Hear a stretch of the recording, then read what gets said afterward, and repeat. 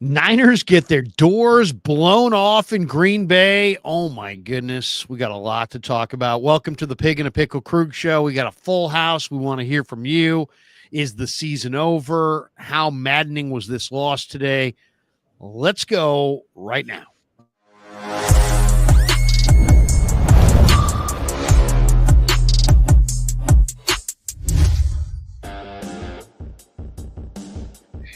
All right, welcome to the Krug Show. We're brought to you by Pig and a Pickle, the best barbecue in all of Northern California. Check them out. They're in Emeryville. They're in Corte Madera.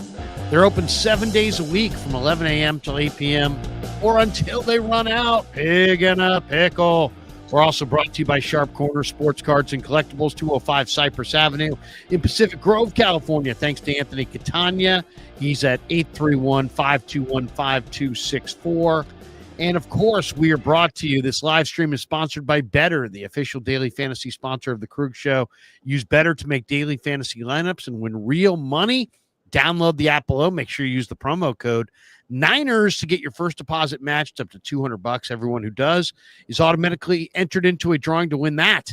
A free signed Fred Warner jersey will announce the winner at the end of the month of November. All right, guys, welcome to the Krug Show. I don't know if anybody's really happy to be here right now because, man, the Niners looked bad. 38-10. They just got their doors blown off. Josh Jacobs, 3 touchdowns, 26 carries, 106 yards. Green Bay had 22 first downs, 11 for the Niners, 67 plays, 47 for the Niners. 325 total yards, only 241 for the Niners. They outrushed the Niners 169-44. The Niners ran for 2.8 yards per carry. Green Bay held the ball for nearly 37 minutes. Niners had 9 penalties, were -3 in turnovers. 49ers fumbled 5 times on the day and lost 2 of them. Green Bay, 42 runs for 169 yards, 4 yards a pop. Allen started for the Niners. He went 17 of 29, 199 yards, a touchdown, an interception, 2 sacks, 2 fumbles, lost 1 of the fumbles. CMC was atrocious. 11 carries for 21 yards, 2.8 a carry. Mason got hardly anything. Garendo got even less. And the Niners fall to 5-6, and they're staring at a trip to Buffalo and a season that almost assuredly is not going to end with a playoff berth. We'll throw it around the room. You know, obviously an incredibly frustrating game. 49ers didn't even touch the ball in the early part of the game at all. They were already in a 10-0 hole. The second half possessions for the Niners went turnover on downs, interception, field goal, punt, fumble, turnover on downs. So it was brutal. Who wants to go first? Give us your takeaway on this thing. It was a train wreck in every way imaginable. Kev, why don't we start with you? Yeah, I mean, there's so many things to talk about here, but I'll just start with the beginning of the game. Was one of the worst first quarters I've ever watched as a 49ers fan. When the Packers were leading 17-0, the Niners had 6 offensive plays to the Packers 33. The Packers were running for over 5 yards a carry to the Niners 1. And they were dominating the time of possession. They could not stop Josh Jacobs. Josh Jacobs got whatever he wanted and some. The only person that was making tackles worth a damn out there was Malik Mustafa. Everyone else out there was just falling off tackles. Obviously, they had the resurgence when Allen drove down the field and scored a touchdown, but this was a lot of missed opportunities in this game. There was dropped interceptions. There was dropped balls that led to an interception. Just a lot of bad plays. The holding call on the touchdown or on the Debo Samuel kick return, I thought was just a bad call. They had bad PI calls in the end zone. It's just a lot of missed opportunities. A lot of bad things didn't go their direction, and that's kind of just like the theme of the year, I think, for the 49ers. It's just making these mental mistakes, making these mistakes, and losing games. Yeah, I mean, it was rough to watch every way you slice it. Rye, we'll go clockwise towards you there. What did you think of the game? I thought it was awful. Yeah, it was truly truly terrible. One positive thing is I do kind of appreciate how the Niners in the Shanahan era, like if their team's not gonna make a run, like they just don't even bother making the playoffs. They just kind of save us from the heartbreak. It's either like NFC Championship, Super Bowl, or they're just gonna miss the playoffs, which is what it's looking like this year. I just thought I don't know. You've seen these games this season, like even from LaFleur, when Malik Willis gets traded 2 weeks before, and it's like, the whole team gets galvanized around the Jordan Love injury, and they have this great game plan, and the whole team rallies, defense plays better, and like they win these games. You've seen it a million times this year with Tomlin. It just seemed I felt like that's what we were going to get out of Shanahan. I thought Shanahan was going to be in his bag. I thought he was going to like view this as an opportunity, that he's probably really excited about to really kind of like prove himself and, try and get one over on LaFleur with a kind of beat up roster. And that is just not at all what happened. It just makes me think like what was their game plan coming into the game? Like, I think like if you talk to like Mike Tomlin and you're like, Mike Tomlin, here's this 49ers team, you have to win this game versus Green Bay. Like you have to be talking to the secondary and saying, look, Jordan Love is going to give you 3 or 4 opportunities for a turnover every game. You have to capitalize on those. You never see the Steelers. The Steelers are able to like come up with every one of those turnovers every time it's presented. They have to be good on special teams. They were terrible today. Defense has to step up. It felt like you know what, that's the season. It really did, and it's kind of scary because they have a lot of kind of old dudes getting paid a lot of money on the roster. I mean, I had a lot of texts in my group chat about Debo, like, look, man, you're going to have to restructure or you're getting traded next year. It just doesn't feel like a healthy roster at this point. I mean, you look at Green Bay, yeah, they don't have like the star receivers that the Niners do, but it's just all these young guys that all kind of do different stuff, Reed and Watson and Dobbs. It just seems so much healthier than all this money in like an old Debo and now an injured Ayuk and like older Kittle. So that's a little bit all over the place, but yeah, I'm definitely pretty bummed out about that. Red, what'd you think?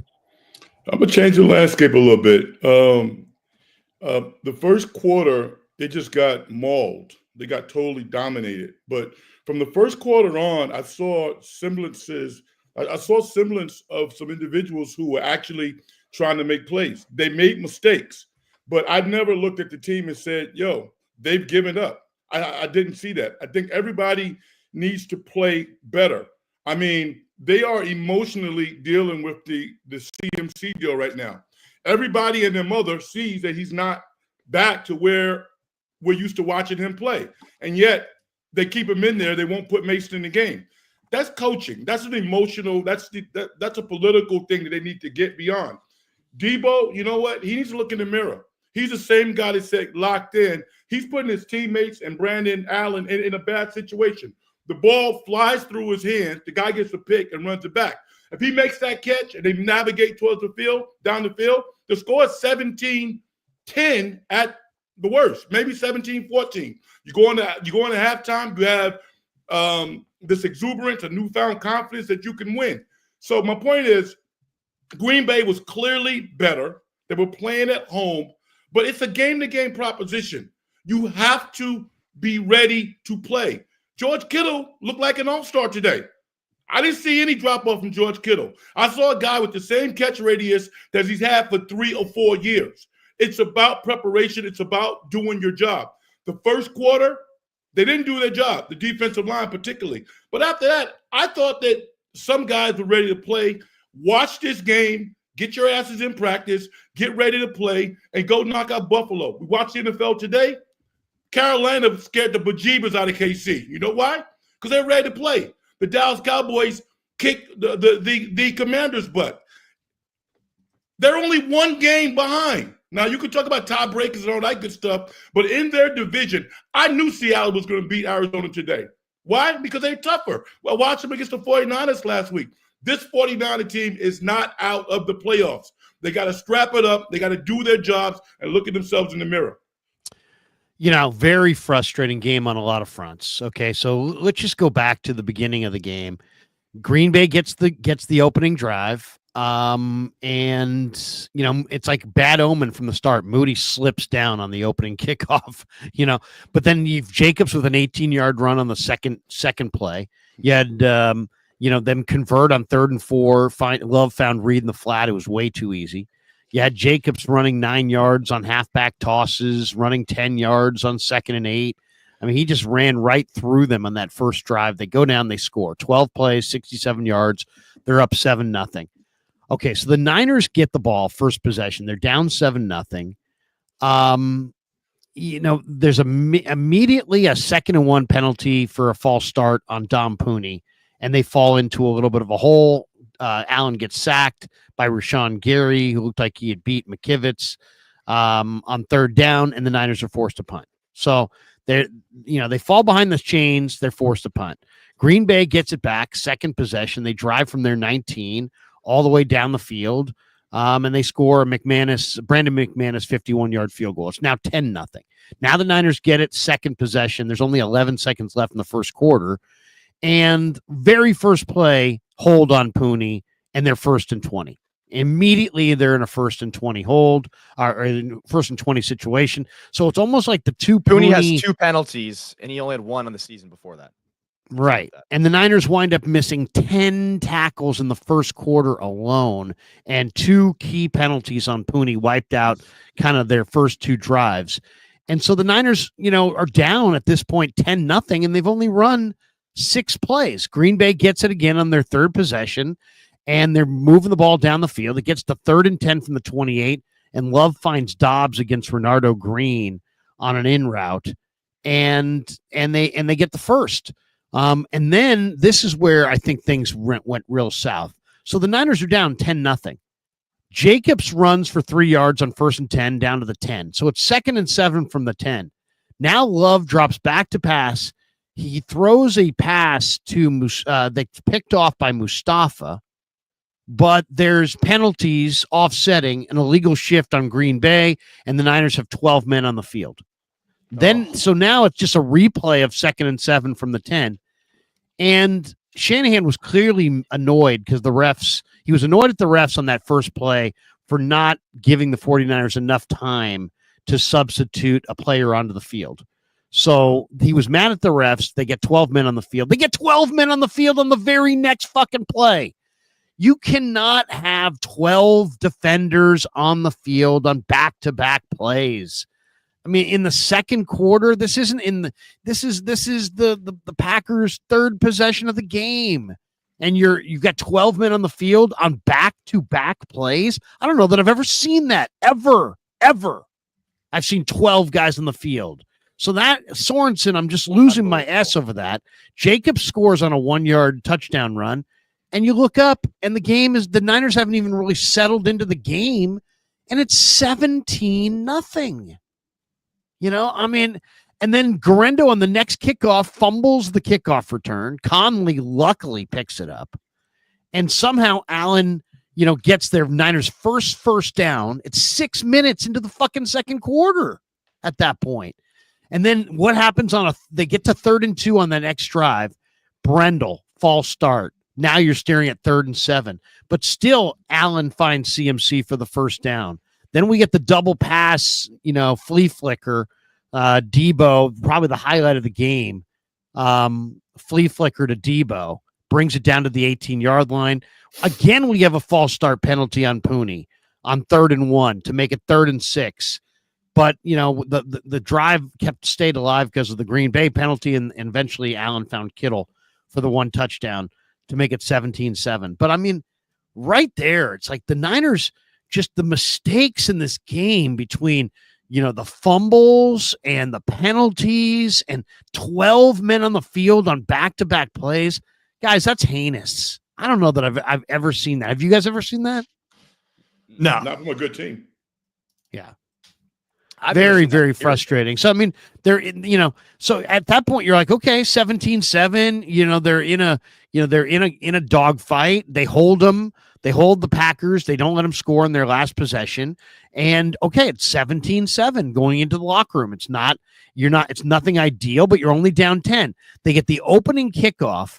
Debo takes it 87 yards, and Eric Saubert brings it all the way back to the 21. And what happens on that drive? Instead of the Niners scoring and making it 17-14, they turn over on downs after 10 plays or so. But that Saubert penalty was devastating. That was a huge penalty. And then what happened on 4th and 2?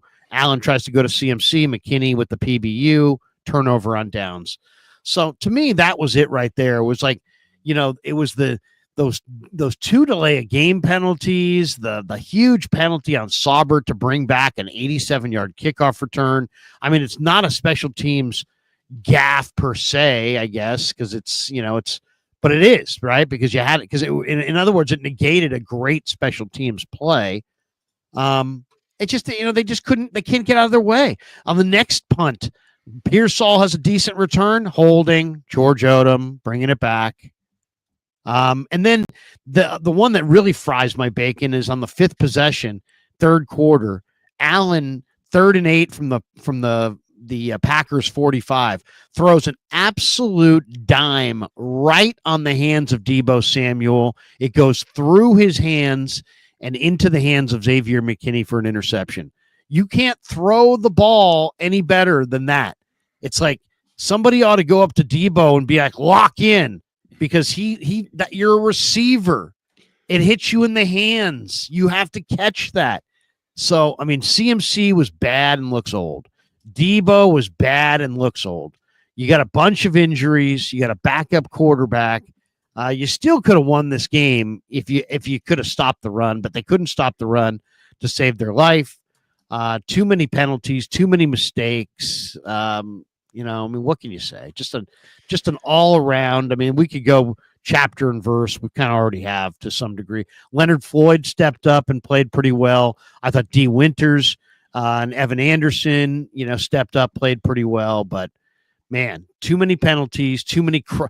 You can't drop. Renardo Green and Jair Brown both dropped interceptions. When they throw them to you, you got to catch them. Simple as that. As a lack of execution, I don't know. This team just felt like they weren't ready to play. I wrote this down. From 6:33 in the second quarter to 11:03 in the fourth quarter, the 49ers defense allowed 7 points to the Packers. The only 7 points came from that 24-yard drive after the interception that went through Debo Samuel's hands. So the defense put you in a position through the middle of the second quarter to the beginning of the fourth, pretty much just not allowing the Packers to really score or do anything. And the Niners on those drives, one of them ends in a pick, one of them ends in a fumble. It's just, it was not a not well executed day from the 49ers. And Green Bay is not a great team. They absolutely allowed the Niners to hang around in that game, and they really had no business to hang around in that game. But it just, it goes back to execute. I mean, it's about to be Thanksgiving, and the Niners can't tackle. Cannot tackle. I mean, Emmanuel Wilson went for 4.6 a carry. They said, I think it was with 2 minutes left in the third quarter, they said that Josh Jacobs had forced more missed tackles than any other running back in the entire league this year against the Niners defense. And that was like 2 minutes total? left in the third. Yeah. In total or in one game? In one game. Oh, in one game. Yeah. Yeah. No, it was ugly. It was such an ugly game. And that's what I'm saying. Like, this team came into the game with the mindset of, we already lost this game. At least that's how it felt. With the 12-man on the field penalties, it felt like, okay, so no one's locked in. Like, I hate using that phrase now, but no one's really like focused on what the goal is here. And it felt like the 49ers defense wasn't focused and just made mistakes. There's so many mistakes in this game. That's why football is so frustrating, because it takes a lot of players doing things right to have success, and that's what you had. I have to compartmentalize the discussion. When you look at, there were certain guys on the team that was ready to play, but we need everybody ready to play, not some guys. So, they lost 38-10. They got their asses kicked, right? They could have lost by 1 point, and it still would have been a loss. You still got to show up and get ready for your next opponent. Now, you can look at Buffalo and you say, Red, there's no way in hell they're going to be Buffalo. Probably not. But that's not what we're talking about. We're talking about a team getting off the plane, being ready to play, not making mistakes. I kind of give Pooney a little bit of pass. I mean, the guy's a rookie. He's playing at Lambeau for the first time. He wasn't a first-round pick. I mean, I'm sure he's pissed off that he played so poorly, making mistakes that he should not make. I'm expecting him to play a lot better next week. I'm expecting a lot of these guys to play better next week. That's the only way I can look at it. Otherwise, why even show up? You're only down one game in your division. This team, is this a Super Bowl team? No, they're not. But you owe it to the fans to go out and give a professional effort for 4 quarters, and they didn't do that today. Well, and in fact, the Packers ran their game plan right at them. I mean, the Niners needed to win the time of possession and be +2 or +3 on the turnover table to win this game. And instead, Green Bay held the ball for 37 minutes. It was Green Bay that was +3 on the turnover table. I think I said this in the preview video that I did last night for this game. I'm like, if the Niners don't dominate the time of possession, if they're not +1 or +2 on the turnover ratio, they're going to lose. And if they're -1 or -2, they're going to lose like 38-3. I think I even said 38-3. And sure enough, I mean, it was 38-10. 9 penalties for the 49ers, sloppy. 3 turnovers for the 49ers. 2 fumbles lost and a pick. And it could have been more. They actually had 5 fumbles on the day. When Love threw them interceptions, they dropped them. And I can't remember the last time I saw a 49er team that was so ineffective running the football. I'll tell you the other thing. If you go back and chart this game and go look at every single play and take a look at this thing, slow-mo and really kind of crunch it down, I think what you're going to find is that they had some decent gains. And then every time they went to McCaffrey, they suddenly were behind the sticks. Mm-hmm. Suddenly they were in a bad situation. I mean, it's like, give you an example. First possession, it's 2nd and 1. They run McCaffrey left to the sideline. There's no room there at all. And he gets nothing. So it's 2nd and 6, it's 3rd and 6. And then Allen gets sacked by Rashawn Gary. If CMC gets 4 yards there, it's 3rd and 1, 3rd and 2. Instead, he gets stuffed. He gets nothing. That was his first carry. So I mean, if you look at his carries, there were many examples. I mean, he had some carries where he had some decent yards, but for the most part, he was going backward a lot. And to me, to give him the ball exclusively is just so foolish. I mean, how many times can you see the guy get stuffed? How many times do you see the guy go for 1 yard or 2 yard? And then you've got Mason sitting right there and he gets nothing. I mean, CMC got 14 touches. Mason got 4. Guerrero got none. Well, Mason's 4 also, 2 of them came in garbage time. So Mason really got 2. Yeah.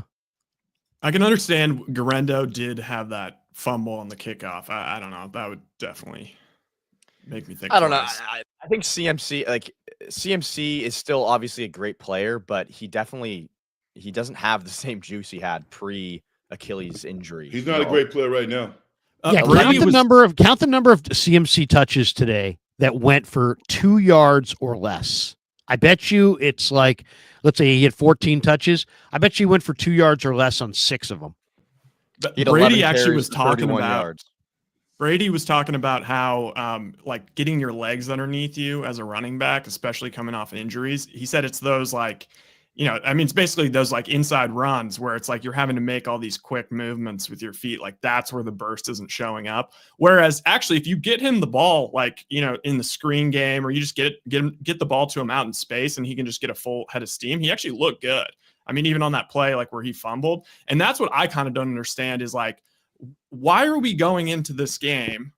With like basically the same game plan that you're running with Brock Purdy. I mean, this year it is bizarre that they are by far the last in the league in passes like at or behind the line of scrimmage. Like it's not even close. They're only pushing the ball down the field. Where is like the passing game as an extension of the run game?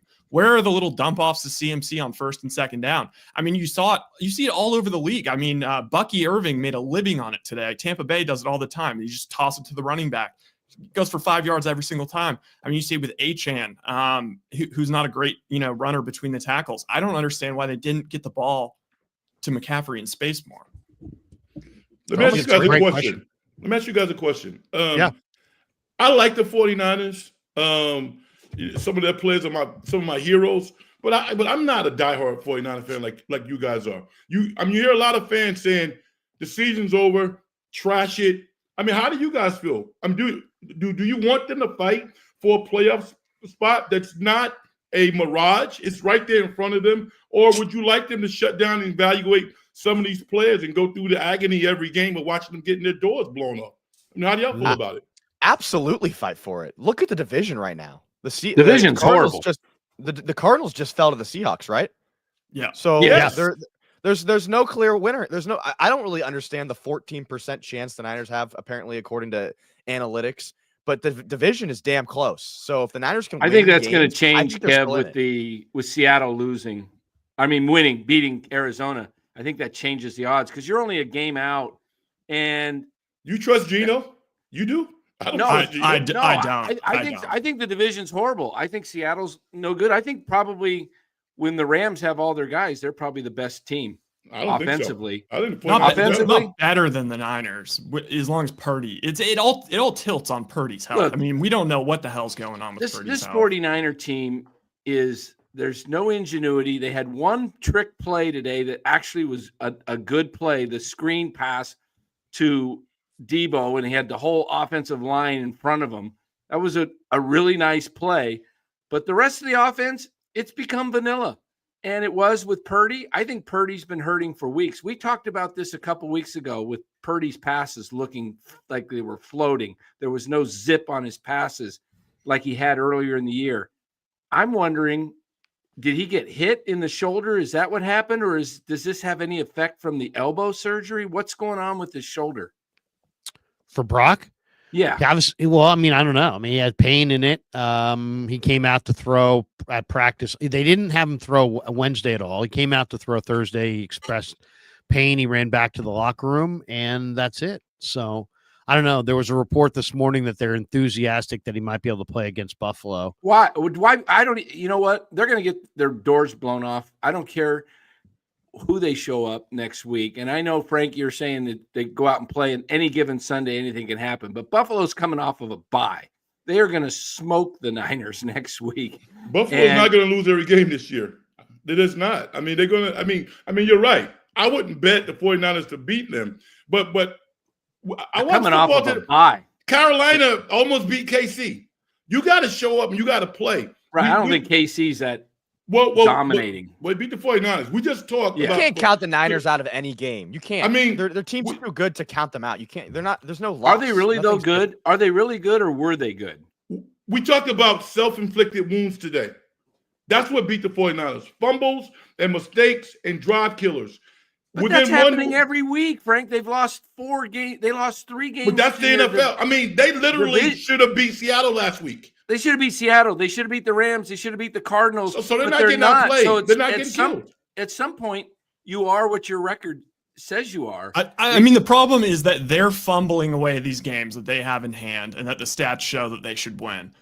There has not been a game this year where you're like, oh my God, I can't believe the Niners pulled that one out. Wow. I think I just can't believe it. They haven't had that this year.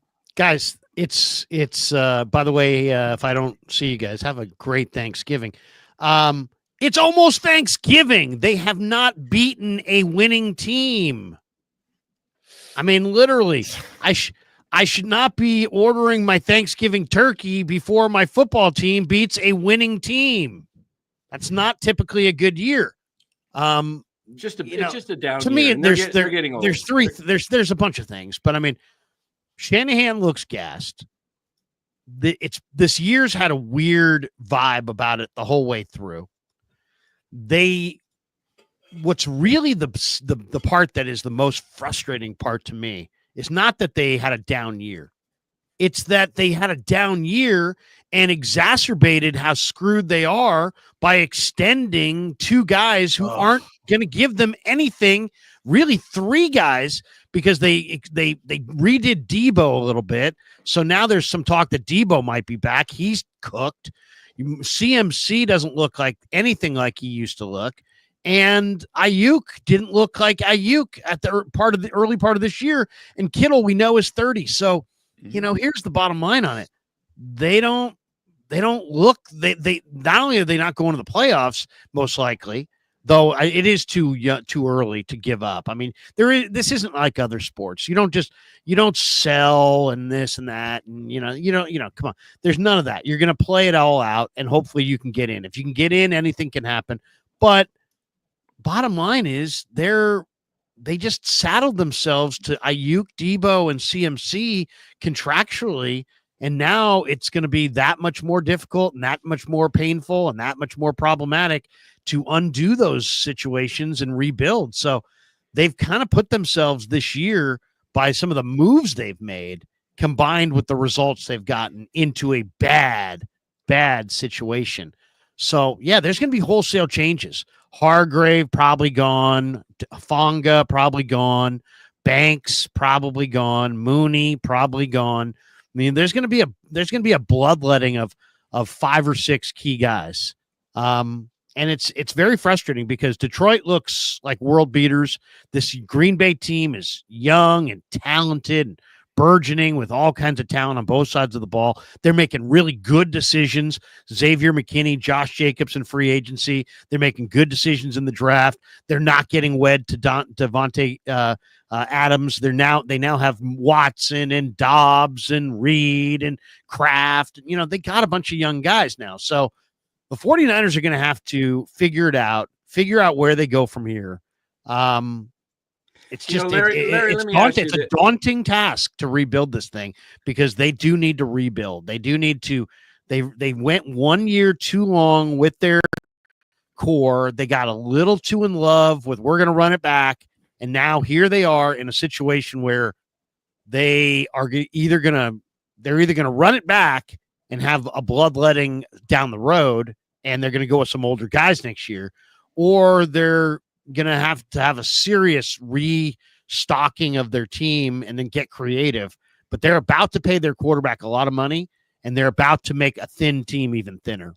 Larry, that's the point I was just going to bring up, because I was on my show a little earlier. I went live in the fourth quarter, so I get a head start on it. But I don't think, and I want to get your guys' take, I think it would be a mistake to pay Brock 50, 60 million. I think it would be a mistake to even sign him next year. Let him play the 4th year and prove it.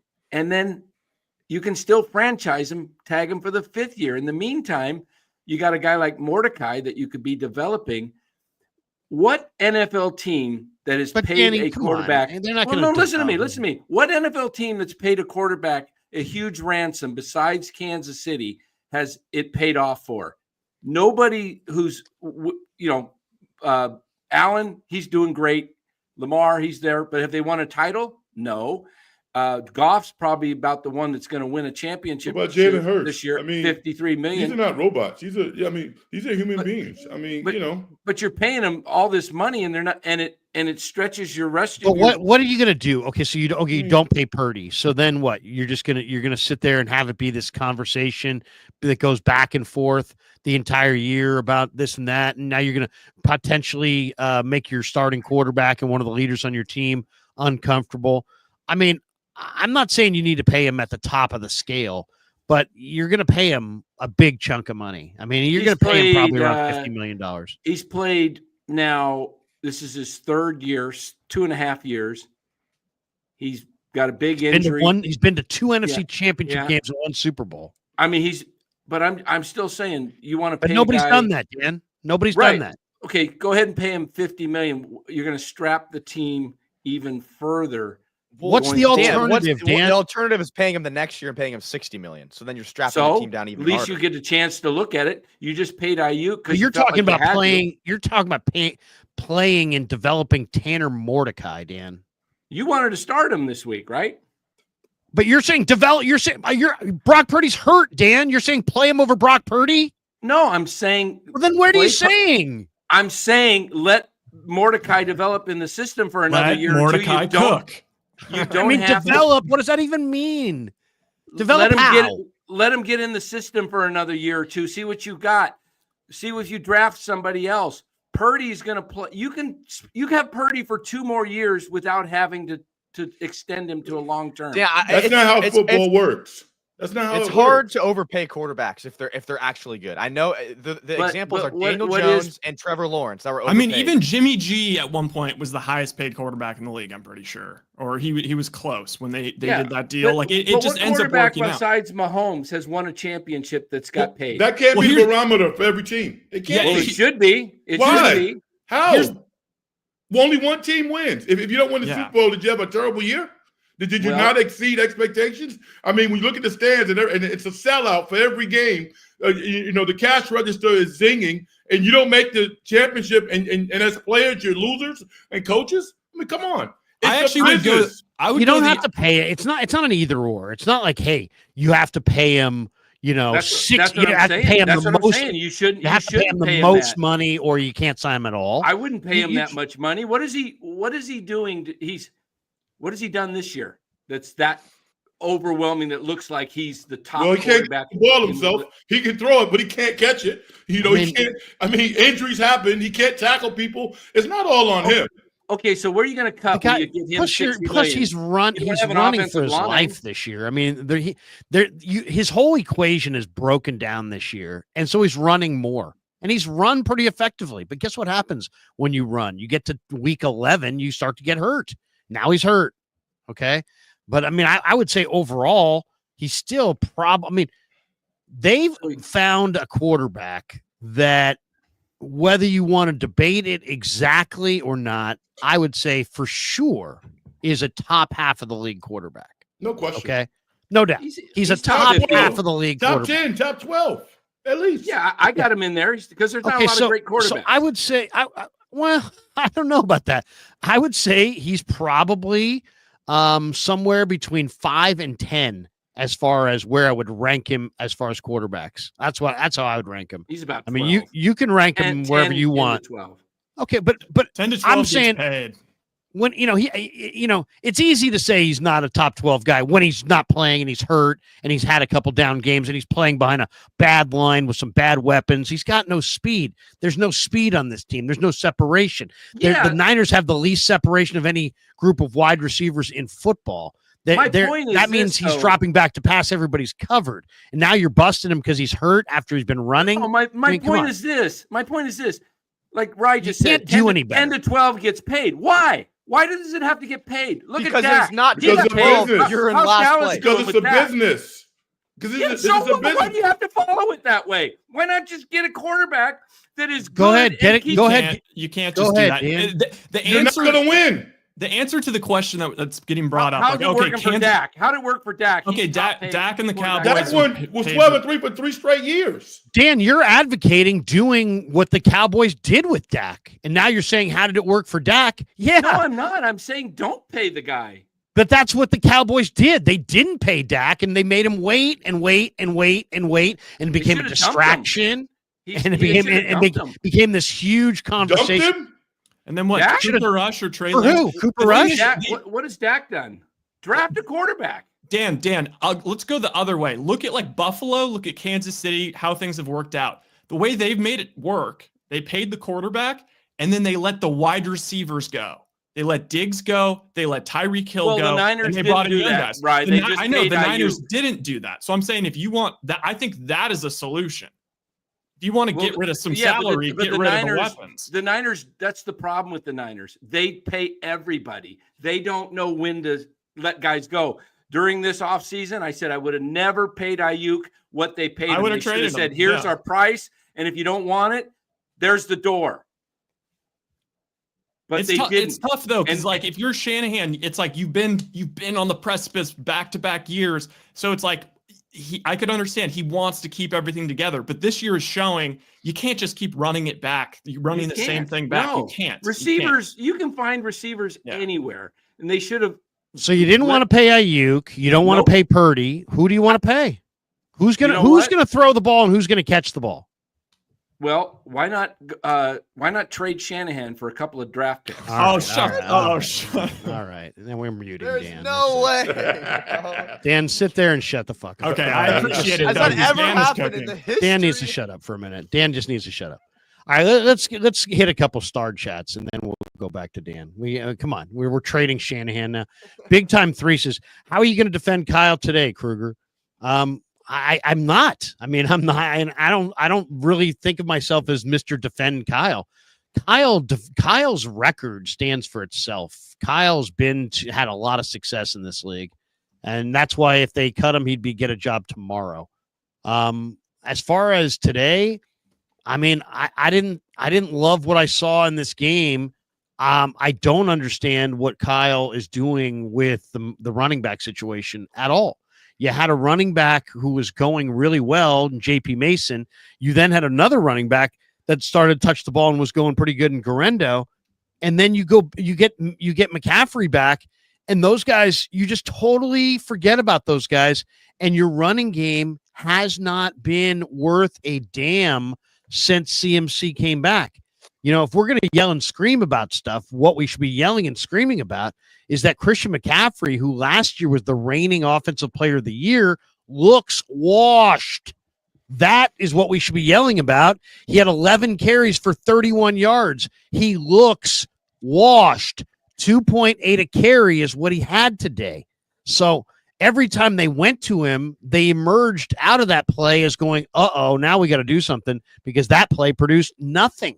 He was really, really bad. So to me, that, how am I going to defend Kyle? I'm not. And if you listen to the press conference, I was the one who said, "Hey, Kyle, isn't it time that we play Mason and CMC together? Could we see CMC and, I don't know, Garendo together?" So I'm the one who asked that question. I'm the one who's been calling for Mason and more Garendo and more Mason. So, I mean, you can paint me as I'm the Kyle whatever. I don't think they should fire Kyle. I don't think they should trade him, but I'm not blind to the fact that he makes mistakes. That's for sure. Am I still muted? Am I still muted? You are. I don't know how you unmuted yourself. Well, you're muted again.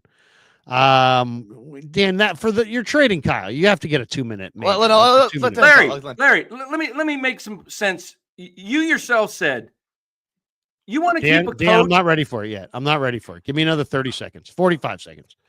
No, don't leave. Don't leave. Don't be mad, Dan. Let him talk. All right. But Dan, you've been monopolizing the conversation, Dan. I'm just barely speaking. I'm just telling you. Ahead, you want to play. You say my take of trading Kyle's crazy. It is. Well, what good is Kyle if he doesn't play Mason? What kind of coach do you have that can't see that Mason is better than McCaffrey right now, and you want to keep a guy that can't even see that? Come on. Well, I mean, Dan, just because, there were times when Bruce Bochy went to the wrong reliever. I wasn't getting rid of Boch. There were times when Bill Walsh went to Bill Ring instead of Lenville Elliott. Stubborn thing. This is stubborn. This is stupid. No, Kyle, this is stupidity. Why are you not even playing Mason? Right. It's why can't he change though? Why can't he change? I mean, why can't he? Because he won't. He won't. Well, he didn't today. So as of the minute, you're right. He hasn't, and you've asked him to sell. Look, all four of us, but and everybody in the chat. Okay, wait. Mason is better. Danny. You have a great asset, whatever it is. Okay, you have a great whatever. You have a great condo in Arizona. You have a party. It doesn't go well. You don't feel good about the condo as much. It doesn't look as good. It got a little damaged in the party. Are you selling it the next day for pennies on the dollar? No. Why? You're unhappy with it. Get rid of it. Be gone with it. No, because it's an asset. You're going to be calm about it. You're going to measure it. You're going to think about it. You're probably going to fix whatever's broken, and then you're going to maximize it. So all I'm saying is, don't sell off Kyle Shanahan. I mean, come on. We supposed to forget. We supposed to forget who we had before. You had No, Jim Tom Sula, you had Chip Kelly. If you have a great solution, like, okay, you're Jed York, you say, you know what? I'm tired of Kyle Shanahan. I want to move on. Okay, well, before I would even make one step towards firing him, I would absolutely get a commitment from the guy that is my first choice to replace him.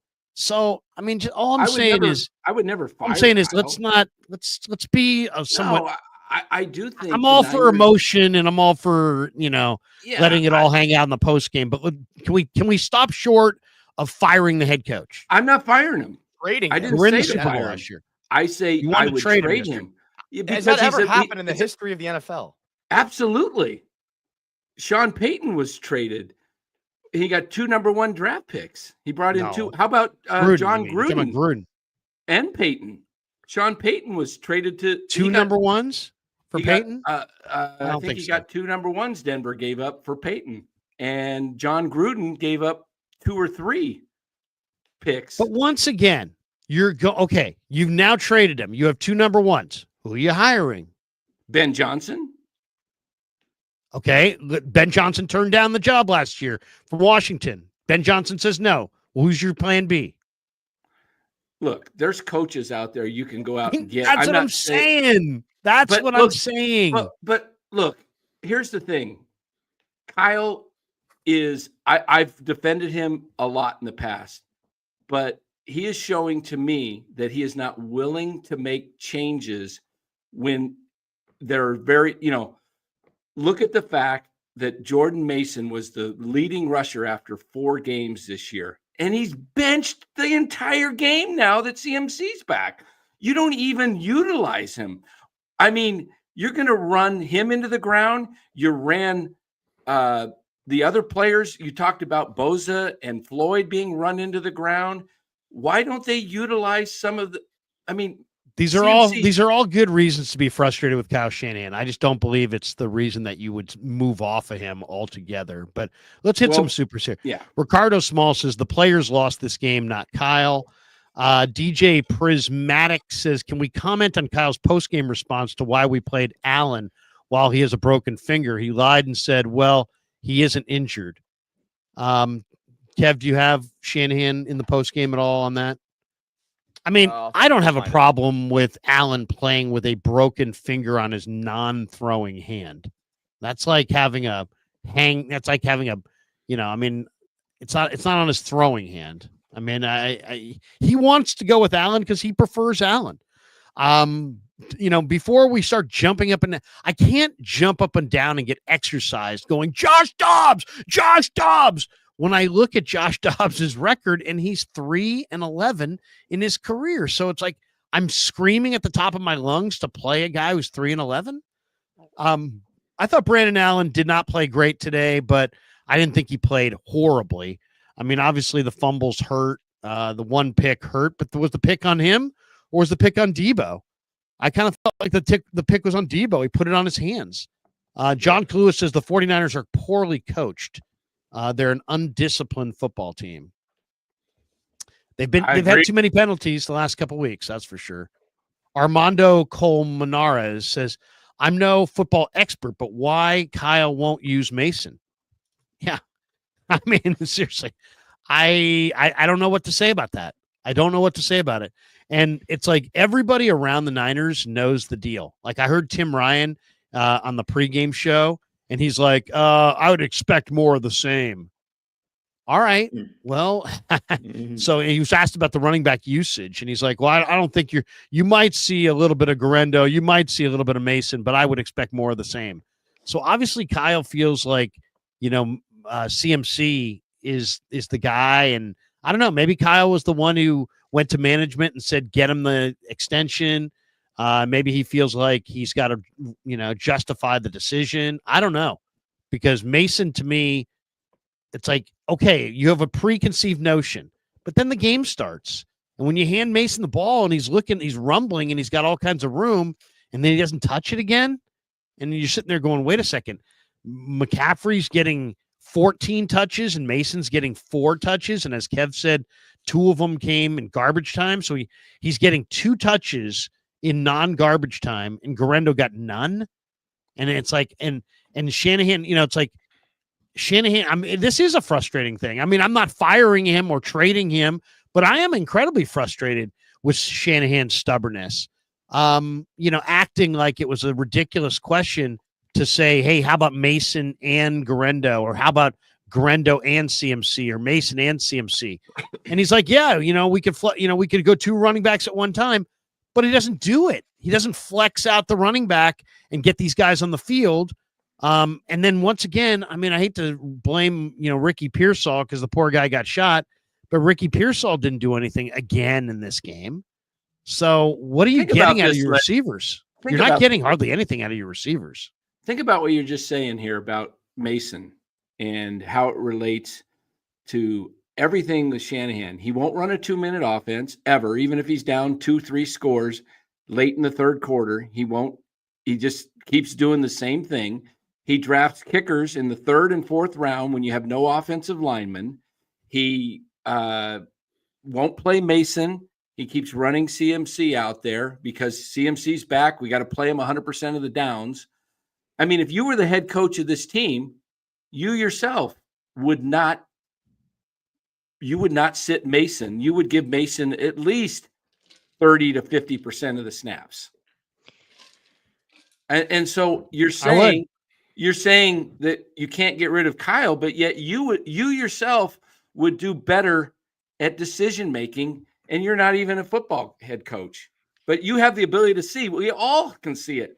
So my point is this: if Kyle continues to do this, how good is he really? Or did he just have unbelievable talent to play with the last few years? I mean, when you think, though, that at this point, going into next week, when, a tsunami of information says that Mason should be on the field, he's going to change. That's what John Lynch's job is. Kyle has a boss. He had bosses. Oh, Kyle's making those decisions with the draft choices as far as when they pick. I know, but I'm talking about putting guys in the game. John Lynch doesn't have the ability to say, Kyle, you think we can get Mason a few more touches, a few more opportunities? That's not invading into his territory. I think you're right, Frank. I think you would right, think, Frank. but you know what, but you know what, Frank? A couple weeks ago, on a Friday, he was asked about Jacob Cowing, and Lynch was like, yeah, I think he's looking good. I think we're going to see him this weekend. Right. And Kyle was like, no, he's not looking good, and he's not playing this weekend. I don't know that they're always on the same page. That lends more to what Dan is saying then. I mean, because they got to be on the same page. And you can't, it kind of reminds me a little bit of this Kerr and Kuminga thing going on. You know what I'm saying? I mean, different sport, but you can't be so fixated in your thinking that you won't listen to other people. And if Dan is alluding to that's how Kyle is unequivocally, then, it's not only frustrating now, but you got about 5 or 6 weeks to see if that's going to change. If it's not going to change, and he's not going to be somebody that's going to be collaborative when the information is in front of you, then you got a decision to make. And here's my point. In a lot of ways, it's no different than Kerr. Obviously Kerr won titles, but like you hear Cy all the time going, dump Kerr, dump Kerr, dump Kerr. Well, okay. I didn't agree with Kerr's decision to play Ty Jerome and Anthony Lamb over Jonathan Kuminga and Moses Moody. I definitely didn't agree with a lot of Kerr's rotations last year, but I do feel like Kerr is a good enough coach where I'm not going to sit there and say dump Kerr, dump Kerr, dump Kerr. And yet there's arguments that where I agree with Cyrus altogether and feel that Kerr mismanaged some of his rotations. So it's just, you can't just go to dump the coach every time you lose. And that's where Niner content creation gets to. That's where Niner YouTube gets to. It gets to every loss is a referendum on the job status of Brock Purdy as the starting quarterback. Every loss, it's a referendum on the job status of Kyle Shanahan. It's not reality. They're not going to they're not that knee jerk, right? It's an emotional business, but it's not that emotional that it's like, oh my God, they lost. They were in the Super Bowl last year. There would be a lot a lot of teams that would sign Kyle Shanahan to a big money, long-term, record-setting money deal if they kissed him off. So I'm not saying you can't, but I'm just saying if you do, you better – he's going to go on and have success. You better have a guy that you have decided is better. And that's all I would say. I think the one thing that we're leaving out of this conversation is just that, like, I think as fans, and this is not like I'm not picking on you, Dan, at all, but I'm just saying, like, as fans, I think we're really quick to want to make decisions, and these things are they weigh more options than just what's in front of us. Like, I think there's a lot of other reasons the Niners want to use CMC than just the run game. Like, his yards per carry is pretty dog shit since he's gotten back, but he also helps in the pass protection. He's a good receiver, and there's other things. That being said, if you just look at the numbers, the Niners were the 10th ranked run offense before CMC got here. The last 2 weeks, they've fallen down to 21st, and they're playing against two bad run defense teams. Now they just had a terrible game against the Packers, who are a middle of the road defense against the run. So I think at some point, the Niners are going to have to make the decision, and Kyle Shanahan is going to have to get over it and trying to start, mixing in these guys, because this is just not working. Let me say why I said this too, so it makes sense. I did a video, Los and I, on my channel on NorCal Sports Network. We did a show 6 weeks ago, a video on the Niners should trade Kyle. Let me tell you why I should say they trade him. The league thinks very highly of him. You always want to sell high, buy low, sell high. His value going into this season was an all-time high, and yet he hasn't been able to win the big one. And you could actually start the rebuild process by getting top draft picks for Kyle. I'm never for firing the guy. He would have a job. He would have 20 suitors lined up tomorrow if you fired him. So I'm not saying fire him. He has value, but we value him more. But what has he done? He has blown how many leads this year to the weak opponents? The Rams, the Cardinals, the Seahawks. Fourth quarter leads. This team has blown leads. He's blown 2 Super Bowls with leads. He was the offensive coordinator with the Falcons and had a 28-3 lead, and they lost that game. He's never won a championship. Steve Kerr has won 4 NBA championships. There's no comparison between Kyle Shanahan and Steve Kerr. Yes, all coaches make mistakes, and we get critical of them. I'm not just coming out here and criticizing because they lost today. This is a pattern that I have seen, and it's not getting better. And the fact that he's so stubborn and will not play a running back who was the leading rusher in the league until he got a little injured, why would you not play the guy and give him a chance? That tells me doesn't have the right mindset to lead this team. You don't think the other players know that Mason is a guy that can do it? That probably puts some doubt in in the locker room. They won't say anything because they don't want to lose their job. But if I'm in that locker room and I'm seeing a dude of mine that's busting his ass and he's doing great, and then he's all of a sudden on the bench, I'm telling you, there's some dissension in that locker room, and I think that's why this team's a mess. I don't disagree with that point, but this is what I'll tell you. Dissension. I mean, I think there are differences of opinion. I don't think there doesn't have to be dissension, but I think there's probably differences of opinion at this point when you look at the average of CMC. I mean, we're all football people to various degrees. He's not the same player he was before his injury. He's just not. Can he get back to that? Possibly, maybe. I don't think it's as hard for Kyle to talk to Jesus or whoever needs to talk to and say, listen, put Mason on the field more. Or put him on the field with CMC because, as Kevin said, CMC can still catch the ball. He made a great block today. That route that run that they give him the ball off left tackle, he's been running that with David Shaw since he was at Stanford. So something is up now. That's the same play he ran when he was in college. But then my point is this.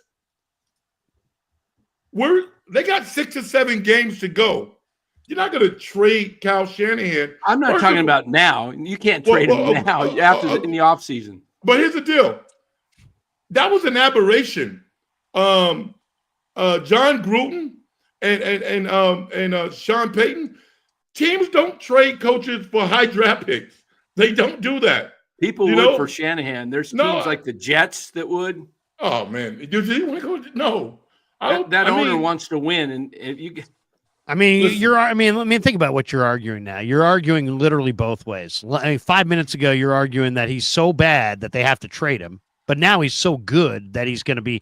That all these I'm teams are saying going to the want him. perception. The perception. Like, which is one is it? No, the perception is people think he's great. The league, you just listen to the national Los media. has been trying to get rid of Shanahan all year. I've got like 19 texts on my phone from Los saying, Krug, you should get rid of Shanahan. He's just listening too much to the anti-Shanahan crowd. The reality is this team's been to 2 Super Bowls under Kyle Shanahan.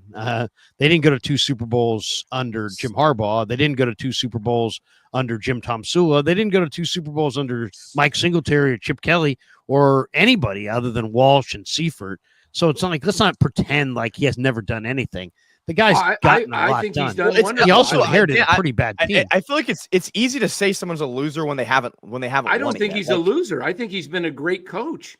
Like, and But I mean, the everyone's going to be a same loser until they win. people, the same people that are demanding Ben Johnson are the exact same people that were demanding Ken Dorsey last year. So what happened? What happened to Ken? Where's Ken Dorsey? I thought Ken Dorsey was the answer. No, but Ken Dorsey got fired in Buffalo only to see Buffalo do better after he left. And suddenly it's like, well, now Ken Dorsey, his name's not being thrown out. Now the hot name is Ben Johnson. But it's everybody wants Ben Johnson. But guess what? You don't get Jahmyr Gibbs and David Montgomery and Jameson Williams and Amon Ra and Sam Best and offensive line in football. Laporta and the best offensive line. They have an awesome array of talent right now, and they're all entering their prime. And so now Detroit's the best team, but it's about talent. Detroit's talent has gotten better. The Niners' talent has gotten older. Right. I mean, really what we're seeing here is that the reason Kerr's a good comparison is because Kerr did this exact thing last year. He played Klay Thompson over other guys. He played Klay Thompson because he likes Klay Thompson, because he won with Klay Thompson, because he was loyal to Klay Thompson. And that's what happens. It was a mistake. And right now the Niners are loyal. I mean, Kyle is very loyal to CMC, and he probably needs to make an adjustment and say, hey, you know what? CMC is not quite CMC. Let's use these other guys. And I don't know why he hasn't. And I do feel it's an issue. And I've called him, I've asked him about it, and we've talked about it. I mean, there's only so much the media can do. You can pose the questions, and then he gets to decide if he wants to use them. I said, hey, use CMC and Mason. Use CMC with Garendo. Did he do? He said, yeah. I mean, 2 running backs at one time. I'm like, yeah. He's like, did he do it today? No, he didn't. So, he's going to do what he wants to do. He's pretty stubborn. But the one thing is he's had a lot of success. And I think you do have to respect how difficult it is to do what he actually already has done. If you do, I realize he hasn't made the final step. They haven't won that 6th Lombardi. And I'm getting impatient for it. I know a lot of you guys are as well. But he's done more than any other 49er coach has done since the heyday of Walsh and Seifert. So I just think before you run him out, you better have Ben Johnson's name on the contract. So should they extend him? Should they give Kyle an extension? Well, I mean, how do you feel about John Lynch? I mean, John Lynch is technically the general manager. They blew 7 number 1 picks. They blew a huge pursuit of Hargrave. They've gutted themselves as far as depth. They just signed 2 or 3 contracts to guys who are clearly getting worse. How much is that all Shanahan? That's none of that's Lynch. Are they a tandem deal? Who's making these decisions? Because they have made some bad ones. I'll tell you this. Final decision it's is my made. my feeling. Jump in here, Dan. I think final decision is made by Shanahan, and he definitely deserves blame in terms of, like, if you think about Bill Belichick, what everyone always says about Belichick when he was on the Patriots is he would get rid of guys a year or 2 early, before they hit that wall. And so did Bill Walsh. Kyle, because I think Kyle's done a good job as essentially like the guy that makes the final decisions, but you saw it. It was perfectly illustrated this year. they basically had a trade for Ayuk, and then he runs upstairs and stops it because he's thinking very short term. He's thinking right now, how do we have the best team right now? He doesn't have the mindset also of like, how do we set this team up in the future for like, to have a healthy franchise. And so I just would like to see more of that from Kyle. He's got to come up with a plan for the future because it's just, it's a small thing, but like the tight end is so crucial in this offense. And it's like they haven't done anything to like get a backup tight end that is worth anything. Yeah. So they need to be better personnel. There's no question about that. There's no question. You have me in full agreement on that. They haven't done a good enough job personnel wise. I think that's clear. L. Kurtz says, time to blow this team up. Season is over. Rebuild. L. Kurtz, you guys better call out Kyle. Free Jordan Mason. James R. Guy says, time for Jed York to grow a pair. And why isn't Jordan Mason playing? This is BS. A lot of people want to see Mason. Come on Friday. Too many injuries this year. Just not the year. Drew, have we seen enough of Brandon? Allen. Feliciano should be at center. Moore played well for Trent. Maybe put him at right tackle. Have a good turkey day, fellas. Thank you, Drew. Appreciate that. Yeah, what'd you guys think of Trent, Jalen Moore in for Big Trent? It was decent. Yeah, it wasn't jailbreak. Yeah, it wasn't jailbreak. Wasn't perfect, but it wasn't like, oh my God, what happened here? James Mockestad, that first interception was a Debo drop. Got to catch that. Oh, absolutely. When it hits you between the hands, literally, you got to catch that. Just simple as that. B. Kirsch 20. What's that? It's the NFL. It's the NFL, man. Got to catch that. Yeah. B. Kirsch 20. 12 run plays all game. I get 17-0, but that's not winning ball. Hopefully, Purdy, Bosa, Trent back Sunday. Maybe Greenlaw need a Linsanity run. It's likely over. It's not the number of runs. It's just what you did with the runs that you got. Yeah. They needed to play ball control, and Green Bay played ball control on them. Yeah. That's really the truth. I wanted to see Dobbs come in for that 1 4th and 2 play when he didn't get it. Because the flea flicker screen pass to Debo, that was something that we haven't seen from Kyle this year. In previous years, we could always wait. At some point during the game, he would pull out a play that we haven't seen before. He had not done that up until today's game, and that play actually worked. I didn't have any confidence when Allen threw that short out to Christian McCaffrey. The DB was all over it. Yeah. They only needed 2 yards. He's not a runner. I would, even if Dobbs was a diversion for Mason or CMC, that was a crucial play. They should be able to get 2 yards on 4th down. That window was tiny. I thought that was just a bad kind of a throw-in call by Cal. I wanted to see something different on that particular play. I think that in the situation like that where he chose Allen over Dobbs, I think that unless they practiced it all week and really had it in the plan, I think he looks at it as, if I throw Dobbs out here and he makes a mistake, I'm now not doing well by Dobbs. You know what I mean? Because I'm putting him in a tough spot and I'm not really letting him get in the game flow. And then I'm throwing him in there. But I hear what you're saying, because Allen showed, frailty today. I didn't think Allen clearly is not as fast as Purdy. Somebody was saying he's faster than Purdy. He's not. He's nowhere close. What do you guys think when it comes to playing a quarterback when you're overmatched?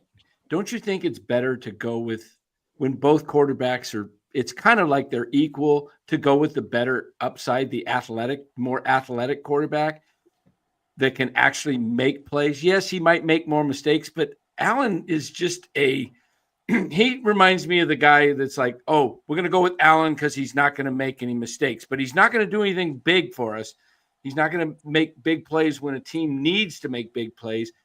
And that's why I would have went with Dobbs, because the other thing I would have went with Dobbs is he's fresher. He played last year. Allen hasn't played in 3 years. You try go and do something you haven't done in 3 years and then get put back into it. You're never no one's as good at their job if they set out 3 years.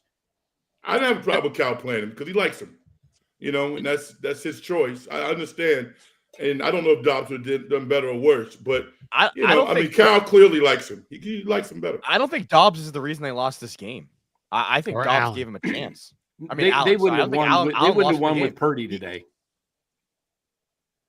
I mean, if They you're had going to a lot go of with the best mistakes, man. athlete, go with Mordecai. Mordecai's got 4.45 speed.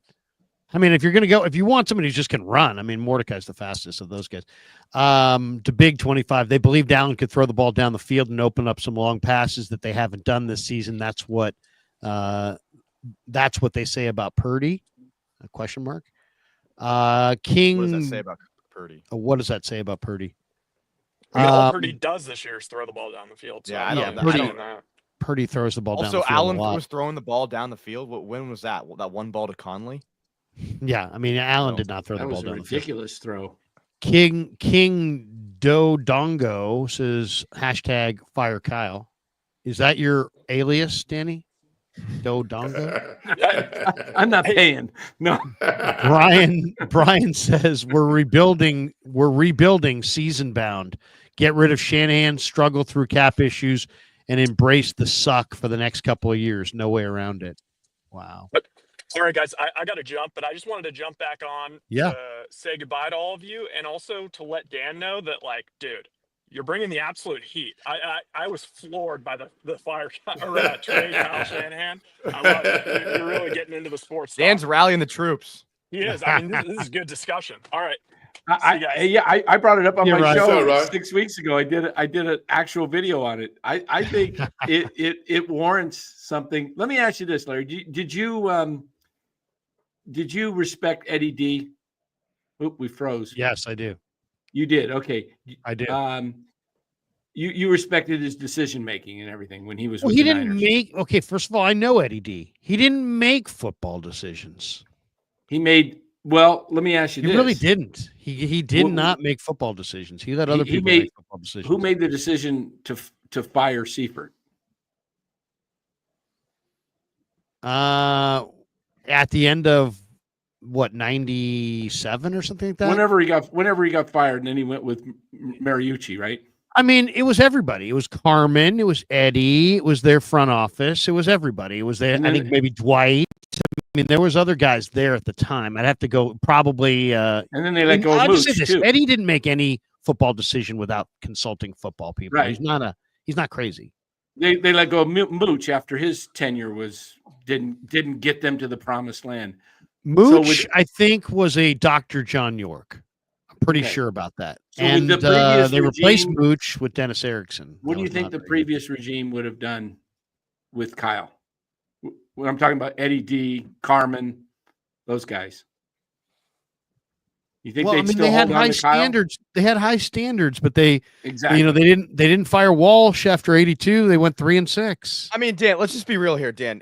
If the coach wasn't Kyle Shanahan, if the coach was Ben Johnson this year, is there a different result? Or are we having a team that's 8-1 or whatever the I record's don't supposed to be? necessarily 10-1. I don't know that they have the talent this year. They look slow. Exactly. There So we what are go. That's talking what I'm. about? That's what we. So That's my what we're point is- talking about. Yeah. So my point is this though. They look slow, and yet Kyle has a guy like Mason who is not looking slow, who's not looking a step off, where McCaffrey is not back to himself. And But Danny, yet he listen to what you want to That's do an here. opinion. You're So wanting you want to fire Kyle off an. I don't want to fire him. I want to trade him because Okay, but I Danny, think you this wanna team trade needs to him. be rebuilt. First of all, what is Mason? What is Mason he? is a hand-picked, undrafted college free agent who Kyle Shanahan found. Now, if you want to say that Kyle's responsible for the picks, then Kyle Shanahan found him for nothing after the draft. You know, and signed him.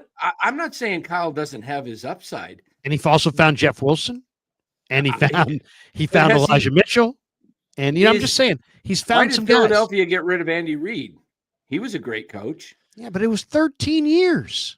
And it's been 8 for Kyle. And do you see Right. it getting better? I don't see this team. I don't think they're Yeah, I do see it getting better. I mean, I like where Brock next Purdy. year? I think they need to. They've missed on, once again. I've said this 12 times in the last 3 weeks. They went 0 for 7 on a bunch of number 1 picks. Okay, that has burned them. They made a calculated gamble to go after Hargrave. It depleted their depth further. That has made them thinner. Ultimately, those 2 moves, in conjunction with a couple of injuries and some guys getting old, have put them in a spot where they're not as deep as they used to be. They used to have the best, deepest linebacking core. Now they don't. They used to have the best, deepest defensive line. Now they don't. They used to have an incredible group of receivers. Now they're all older. So, I mean, it's a cyclical thing. You can't make every year a perfect year. But who put the team together? Who put all this They together? were in the Super Bowl last year. I know, but what I'm saying you is got to have reasonable expectations. You're talking about the greatness of Ben Johnson. Ben Johnson has never done anything at all. No Super Bowls, no playoff wins, nothing. He's never been a head coach before. It's all a projection. You're just taking. You're projecting the hottest Super Bowl this year. But Detroit. Okay, there's some teams that are great because of their scheme, and then there's other teams that are great because of their talent. And you got to decide which is which. I think Detroit has got an awesome group of players. That's what they have. They have the best talent. They have the best off. I mean, if we just graded it out, their offensive line would grade out as the highest. Their receivers are going to grade out very highly. Their combo backs are going to grade out top 5 in the league. Their tight end is probably the best young tight end in the league. Aiden Hutchinson is hurt now, but I mean, he is easily one of the best defensive ends in the league. They've got a phenomenal young secondary. I mean, they have a great group of players, and all that losing and all those years, they got Penei Sewell in the top 5. They got Aiden Hutchinson in the top 5. I'm just saying, the greatness of the Lions, I mean, you saw it last year. They had awesome talent last year. Did they win? No. Why? Because their coach is kind of a dipshit. Actually, he talks tough and everything, but he's not that smart of a coach. But they have awesome players. All right. And this year they're going to take another step forward and probably win it all because of their awesome players. Okay. So that's what they really need. The Niners don't need to get rid of Shanahan. What they need is they need to stop screwing up day 1 and day 2 picks. They need to hit on some of these guys, and they need to surround Brock Purdy with a better collection of weapons and O linemen and D linemen and build up. You're right. They're a little bit old. I would say this too. Like, if you want to make the argument that Kyle Shanahan has too much control, and that he shouldn't have the decision making to draft the players that he's drafting, and that he shouldn't have the decision to make the trades, or if he's the guy that's really pulling all the strings in the background and he's making bad decisions, then yeah, be my guest. I agree with you. Maybe he shouldn't be making all these decisions. He might not be the best personnel evaluator on the 49ers. There might be. I'm with you on that too. If you want to strip him of drafting, 100%. But as he did pass on Pat Mahomes, he's a better coach than any option you have. He didn't even scout Patrick Mahomes because he thought he was going to get Kirk Cousins. This guy is as stubborn as it comes. But Danny, where did Mahomes go? He went 10th. So that means 9 other teams also passed. Yeah, but 8 other teams also passed. But who did he draft? He drafted Solomon. I know, but Danny, we're going to go back to that forever? We're going to go back to that forever? I mean, they've gone to 2 Super Bowls since. Okay, you made the point Ben Johnson's done nothing, and you said they're probably going to win the Super Bowl this year. If they do, isn't he in the same position that Kyle was when he was with the Atlanta Falcons and was the offensive coordinator? And yet Kyle got his start.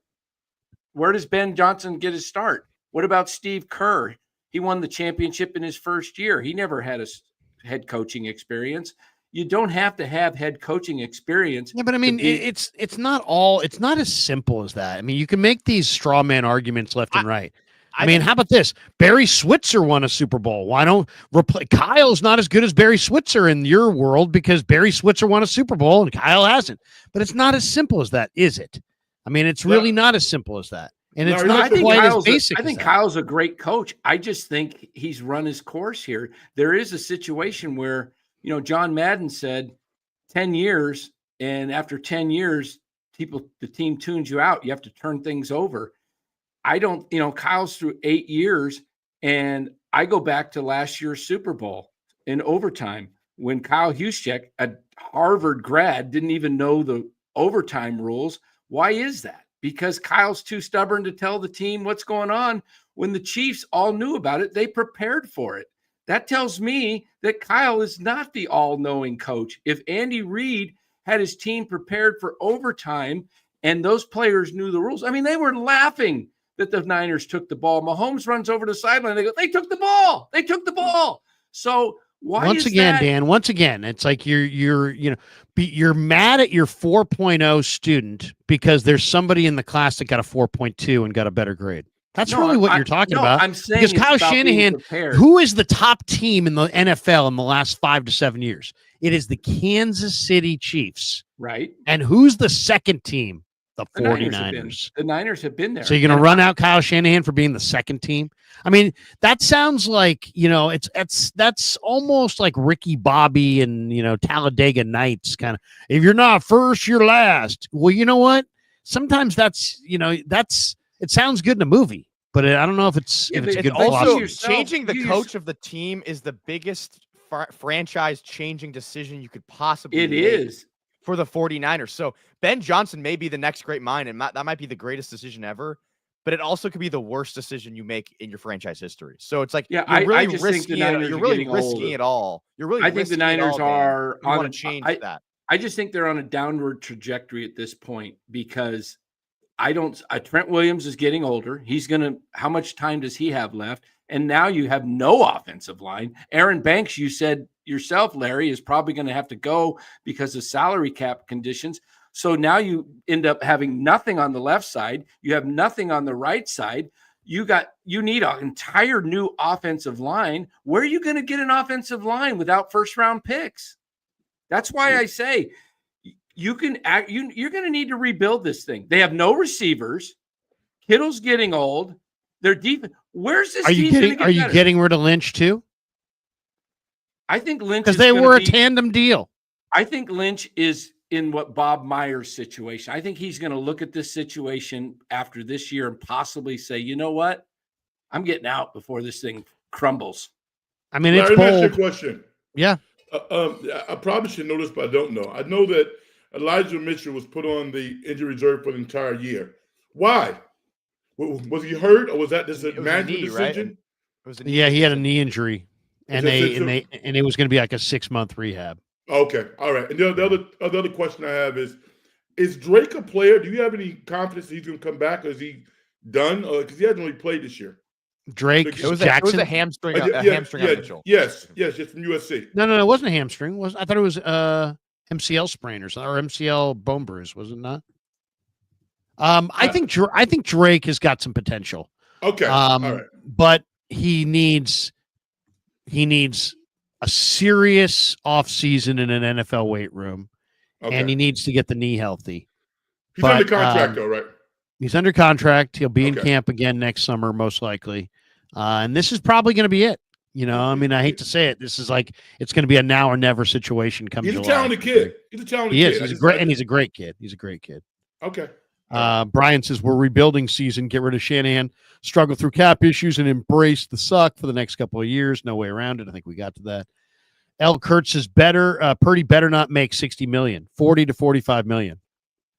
I like that.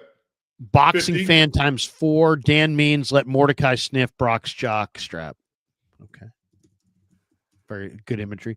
L. Kurtz, Dan for GM/head coach. Driver 8 says, please mute Dan. So now we have people who want to. Dan made a lot of fans today, and he made a lot of enemies. Dan grew his channel, queen. but then lost most of the people that signed up. No, it's a love-hate for Dan right today. It's please mute Dan. Dan, until he can reason in a logical manner. Kyle's coaching does seem frustrating, and he needs some folks to challenge his offense.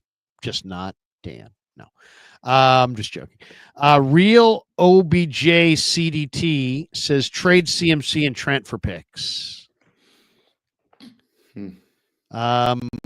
Ray Rogers says CMC and Debo are washed. Allen probably shouldn't start.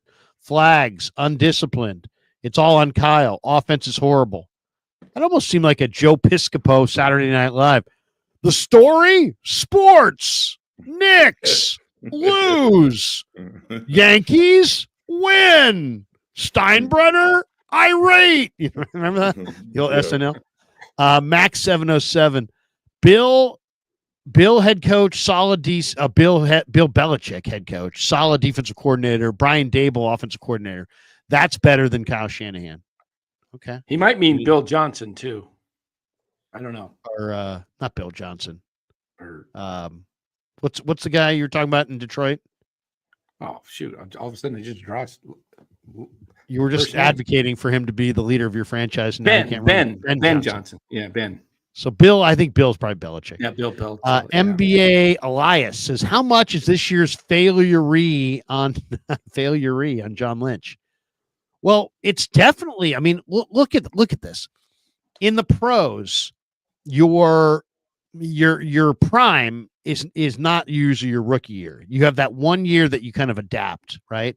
So your prime in pro football is then year 2, 3, 4, and 5. Typically, I would say most NFL careers don't last much more than 3 or 4 years.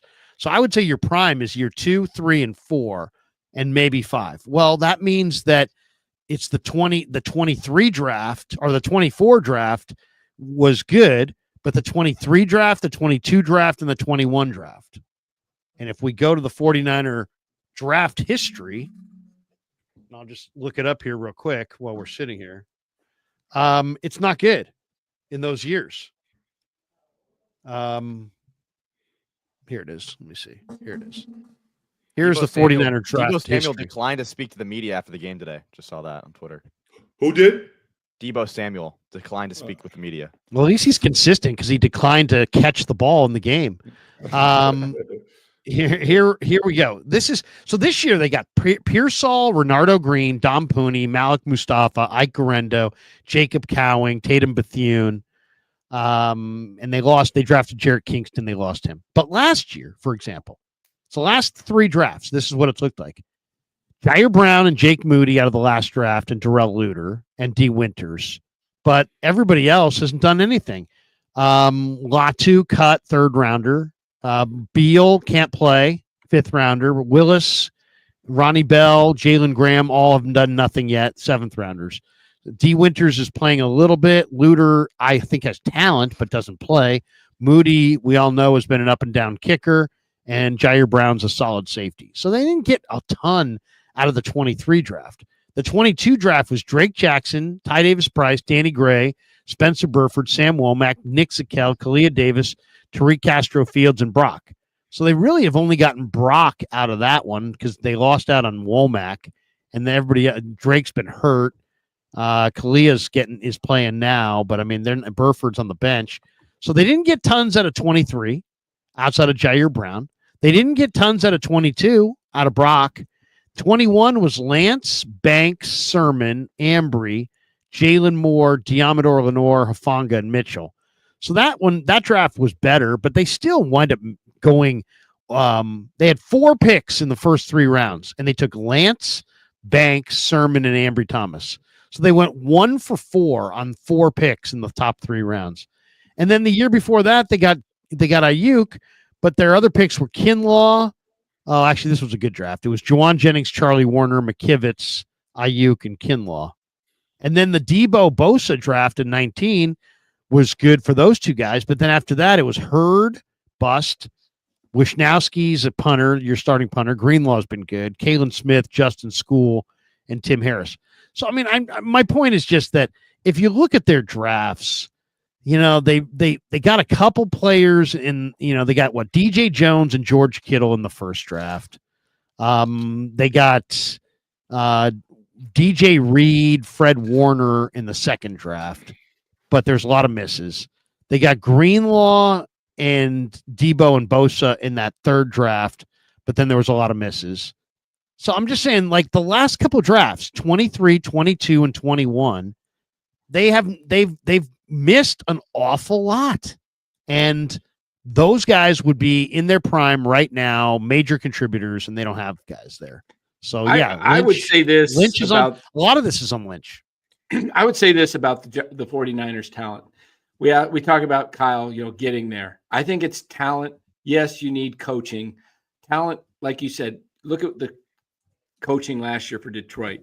Dan Campbell blew the game with his decision-making, poor decision-making as a head coach. But Kyle, look at his roster in 2019 that got to the Super Bowl. You had, Garoppolo at quarterback, but you had a young Juszczyk as your fullback. You had Coleman as your running back. Your receivers were Debo and Emmanuel Sanders. You had Kittle, and then your offensive line, you had Lincoln Tomlinson. You had McGlinchey. You had Richburg. On defense, you had Boza, DJ Jones, Buckner, Armstead, Quan Alexander, Warner, Greenlaw, Sherman, Mosley, Tart, and Ward. Now, what the Niners have done is football, you only have a window of super high peak performance, probably your first 5 years, maybe 6. Most guys start to tail off. The Niners are getting older. All those guys that were, they're 19 that are still there. Warner, Warner's been great, but as you said, Larry, guys are either getting better or they're getting worse. I don't think the Niners roster is going to keep getting better. There are younger guys that are there. Yes, we're seeing a good rookie crop this year. We're seeing a lot of guys that are performing, but the veterans, they're on their way down. And the Niners are going to need to rebuild this. I don't think they are. I think they peaked last year. And I had them doing a lot better than they were this year. I thought they would rebound and come back. But I'm starting to see they got old overnight. I heard your thing about Debo the other day. It made a lot of sense. He's a power guy, and power guys don't last long. And Debo looks cooked. Ayuk's not available next year. So what are the Niners going to do next year? They're going to have to go after some dynamic players in free agency in the draft, and they're going to have to replenish. It's as simple as that. Marsha Nunez says Kyle's coaching like he's got money on the opposition. Wonder Boy says hindsight is 2020. Lynch didn't make a move at the deadline because they knew this team doesn't have it this year. They know it's time for a refresh. Yeah, it's probably true. Niner fan for life. Kyle favors the veterans, so he utilizes the veterans more. You can do that. You can't do that as a head coach. Use the player who will get the W when our starters are hurt. Dobbs and Mason. I don't know if they were going to get the W today, no matter what, to be completely honest. I mean, that's just how I feel about it. Mark T. Engberg says, outside of Larry and Murph, KMBR has become an unlistenable cesspool of talentless Nepo babies on joke salary set. Come on. I'm not going to rip my team. The real team me says, hey, $1.99 coming at you. Thank you, real team. Manhattan John says every major 49er channel is saying the same thing right now. It's Kyle and his personnel usage and play calling are the problem. Kyle should, at minimum, be on the hot seat, Larry. Well, his seat's getting hotter. There's no question about that. I don't think he's on the hot seat, though, but I think his seat's getting hotter. I kind of wonder if he just needs a sabbatical. He just looks like he needs a sabbatical, I mean, one thing we haven't discussed, but the Niners didn't fire Jim Harbaugh. I mean, they technically did because he wasn't allowed to come back, but it was termed as a mutual parting of the ways. Is it possible they have a second mutual parting of the ways? I don't think they would fire Kyle, but I wouldn't be surprised at the end of this year if he said, I need a break. I don't know. This seems like the kind of year that you need a break from, but maybe not. Maybe I'm reading that wrong. Tommy Huxley says, worse than 2020, we won't win another game. Oh, come on. They're going to win another game. Though I see what you're saying, though. It feels like they're on the cusp of this thing getting out of hand. Killa the Juice Man. Larry, if you were the GM, what positions do you upgrade on the roster and what veterans do you move off? Well, it's not as easy as just one move or one thing. But to me, you've got to rebuild your defensive line. You need better and more impactful tackles. You need more dynamic rushers. You need a couple of a couple more Azeez Al-Shaa'irs. You need some fast, instinctive linebackers. That's what I think you need on defense. On offense, I think you need a speed threat. You need a pillar at right tackle. You need another tight end who can block. And I think, you could use you need a vertical receiver. You need somebody who can make plays down the field. Mark T says, why does every backup quarterback like Brandon Allen look like the guy who checks you in at Meineke with one of those metal clipboards that opens? Somebody's doing material. Joe Castaneda, special teams and penalties are no discipline and on the head coach. I'll say this about the team. John Lynch, when he played, he was a pro Hall of Fame safety with Tampa and Denver. Yep. He built the team with defensive linemen because of Tampa's big defensive front that they had. All right. So he knew how to build a defense. Kyle went with receivers. The one thing both guys missed out on is they had no clue how to build an offensive line. And they neglected it for year after year after year. They could have had Tristan Wirfs and had, imagine having Wirfs at right tackle and Williams at left tackle. They would have dominated. But they went instead and drafted Javon Kinlaw because they traded away Buckner. They put so much emphasis on the D line. They never upgraded the offensive line. Now you've got if Trent comes back next year, he may retire, but I think he comes back. He's probably going to be done after next year. And then you're going to have to rebuild an entire offensive line. You got Pooney, who looks like he's going to be good and is a fixture.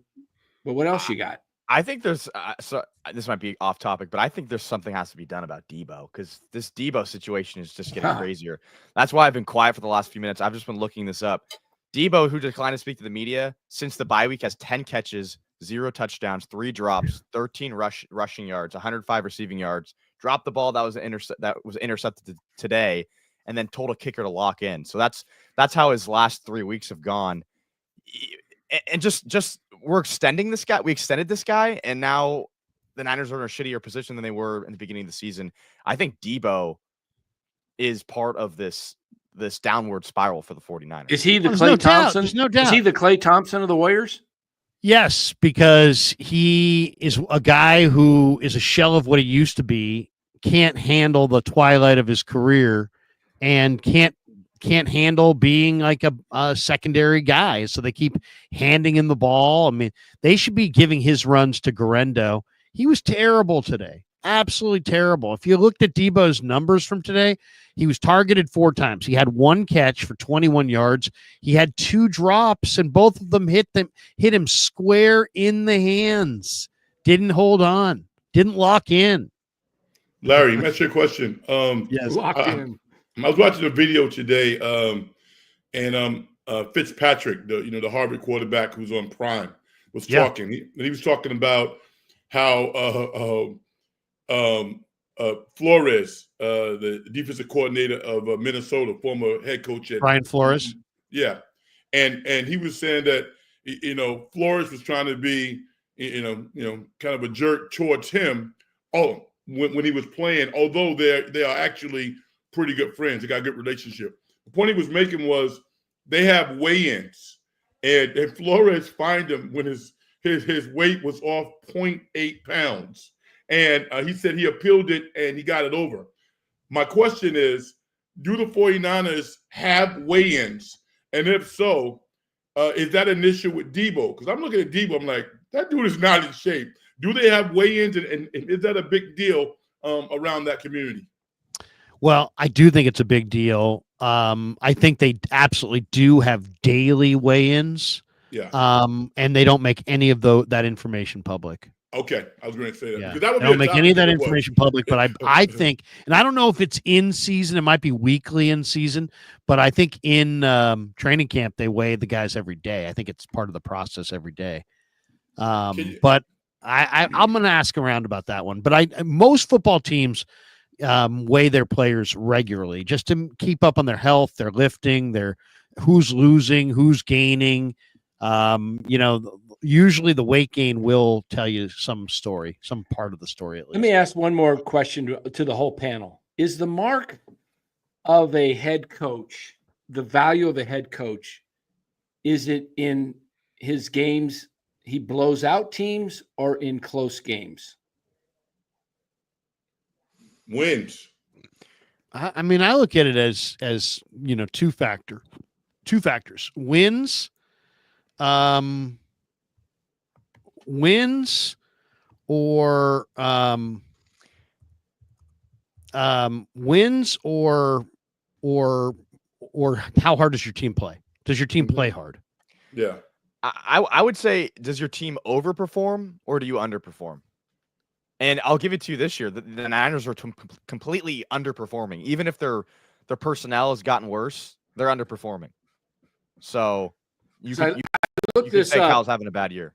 I looked this up. Kyle Shanahan's winning percentage is .378 in games decided by 7 points or fewer, which ranks 119th out of 124 head coaches who have been in at least 40 games.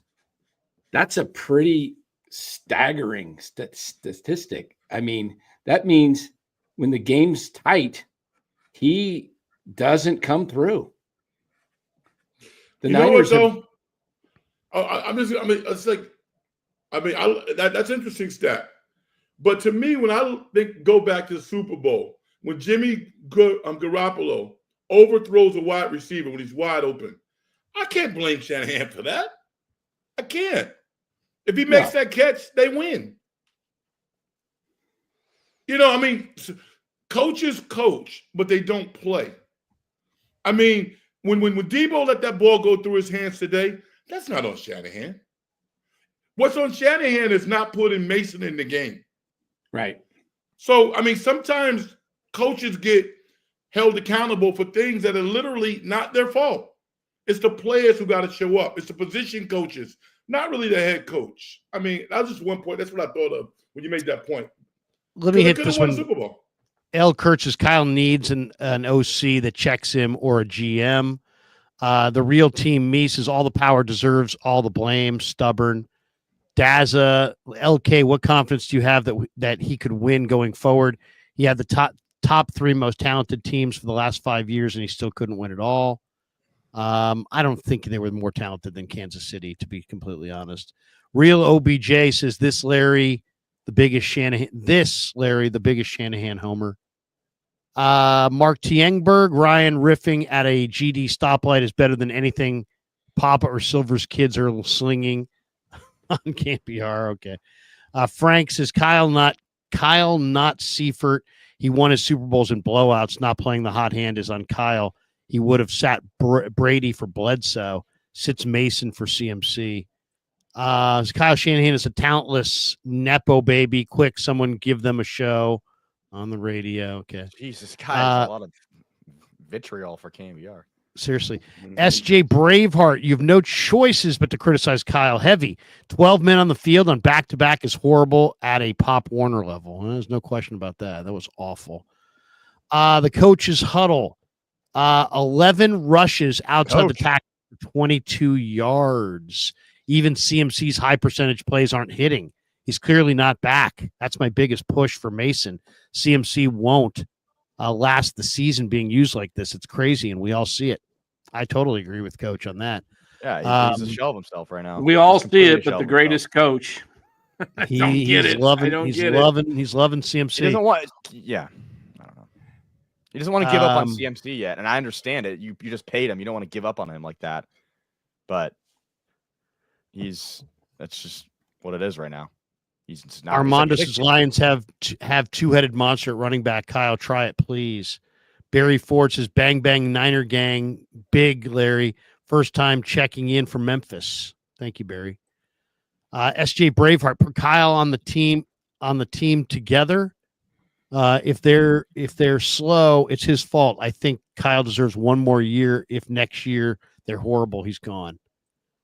Miguel Ruiz says Kyle is not changing his ways. Read the articles that have come out of Washington, Atlanta, Cleveland. I am good with moving on from Kyle. All right. James Foster says, what's your take on all the holding penalties? Half them seem pretty ticky-tack this week and last week. Makes it hard to get in a flow on O. They did. A couple of them seemed really ticky-tack. The coach's huddle said having the best of the best isn't a good excuse for not using all of what you have on the roster. We're not losing with nothing in the tank. I can take that, but this is an exposure of ineptitude of process and preparation. Yeah, I mean, use your players. Use your players. You got backs that are young and healthy and ready, and you're sitting them. Ham GT83, had they started with a carry split right when CMC came back, Kyle wouldn't have to be scared of taking away some carries now. So weird. I know, it is weird. Terrence Sullivan says, hey, single. How about it? Real OBJ, this is how blind Larry is. If Kyle was the Hawks coach last week, he wouldn't have coached that comeback. Greg RJZ says, sorry, Larry, Dan's right. Eddie D would not accept 2 Super Bowl losses. Kyle's behavior has shown you time and time again he's not able to win big games. This is a fact. I disagree with that. Eddie D, so Eddie D is going to fire a coach that went to 2 Super Bowls? I don't think so. Red and Gold says, how many Super Bowl losses, blown leads, and roster politics will it take to move off of Kyle Shanahan? Not sure about the roster politics part. Baby Radiant says, T.O. was right about Debo. T.O. Looking better today for sure. Terrence Sullivan, there you go. A little donation. Cameron Azell, can someone tell Debo that he's playing football, not volleyball? Ramon Gonzalez, Trey Lance trade was disastrous. Depleted our team. Yeah, no question. That hurt. Los D said, hey, deuces. Oscar Zamora, my wife let me know she secretly wanted the Niners to lose. Maybe she's she might get Sundays back. Joke's on her. I'm still watching. It's not good. Terrence Sullivan, let's be serious. This was going to be a tough game. No fire, Kyle. Debo is baggage. Moody is better than Debo. Lowe said, I concur 1,000% with Danny and have even more heat. Oh, he wants to come on. Bring him on. Los has been calling for Shanahan to be fired for a while. Terrence Sullivan, but we have the best field in the NFL, LOL. Yeah, that's right. The players survey. Come on Friday. Debo did have the best return of the year, though. Yeah, he did. Thank you, Eric Saubert, for the hold. He's still good at that. He can return. All right, we got through all the supers. Hey, all right. Somebody says Debo was locked in today. Yeah.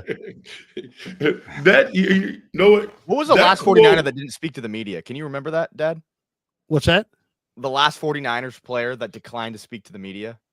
I mean, Jawan Jennings did this week.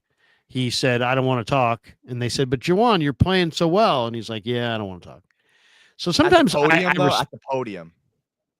No. I mean, sometimes guys refuse and we don't see it, or somebody's gonna talk and then they change it up. John Muniz says, Larry, are we still making the playoffs and winning on the road? I don't know. I don't know. I would say no, but you never know. I mean, the winner of the NFC West is going to get that, get one of those playoff spots. That's the rule. And a home game. Exactly. If the Niners could get to the playoffs and get one game, one win in the playoffs, I'd almost call this a good year. Manhattan John says, is Kyle going to continue to lose his way, or is he going to be honest and admit we need to change? Personnel usage, play calling, coaching, guys, staff, all needs to be assessed and changes need to happen. There's no question they need to make changes. What else? Oh, wait a second. We got a couple more here. A couple more supers. Come on Friday says the look is different. Fire Forster, new O-line coach. It's like you're reading a language. You got to decipher what the emoji word converts to. Look, Alan Nieves signed Kaepernick. He brought heat to Lambeau last time he played in Green Bay. The commentators kept talking about how cold it was all day. He was incredible that day. You guys want another hot take? Sure. I'll say Here we this. go, Dan. I think Kyle is a product of his talent. He's as good as his talent. In 17 and 18, he had no talent. They were awful. He built talent. They added talent. They went to the Super Bowl in 19. In 2020, they had so many injuries. And what is Jimmy G? Their talent was depleted in 2020. Yeah. They lost. They went to the Super Bowl with Jimmy Garoppolo. That's what I'm saying, but they had a lot of talent. But he was the product of talent. They went to the Super Bowl with Jimmy Garoppolo, Dan. Yes. That's easily the worst. That's got to be one of the worst quarterbacks who's ever reached the Super Bowl in the entire history of the Super Bowl. Well, I mean, look at Brad Johnson of Tampa. He won a Super Bowl. I'm not saying can you name anybody. I'm saying Jimmy G is one of the worst quarterbacks because in the history of the Super Bowl. Because they had a great defense and they had and they were efficient. They had one of the best offenses in the league that year. Yeah, because Jimmy was able to run Kyle's offense. Nobody ran it in 17. So and Kyle's 18. offense was good. Was it a product? I'm saying he's a good. Yes, he's a good you're saying coach. Kyle's a product of his weapons. Yes, as is most coaches. But all right, no more hot takes. Terrence Sullivan said thoughts on Bills next week, and then he's got this one. Or Max's predict the score in Buffalo. What do you think, Dan? What's the score in Buffalo next week? Buffalo 38, Niners. They'll get 14. 38-14. Wow. What do you guys think? I think next week is probably Purdy plays. I'll say 49ers lose 24-21. I think it's going to be close. I think a touchdown. I'm going to kind of side with Larry, but in a different way. I think if the winner scores less than 25 points, the Niners will win. If the winner scores more than 25, I think Buffalo will win. Kev, what do you got?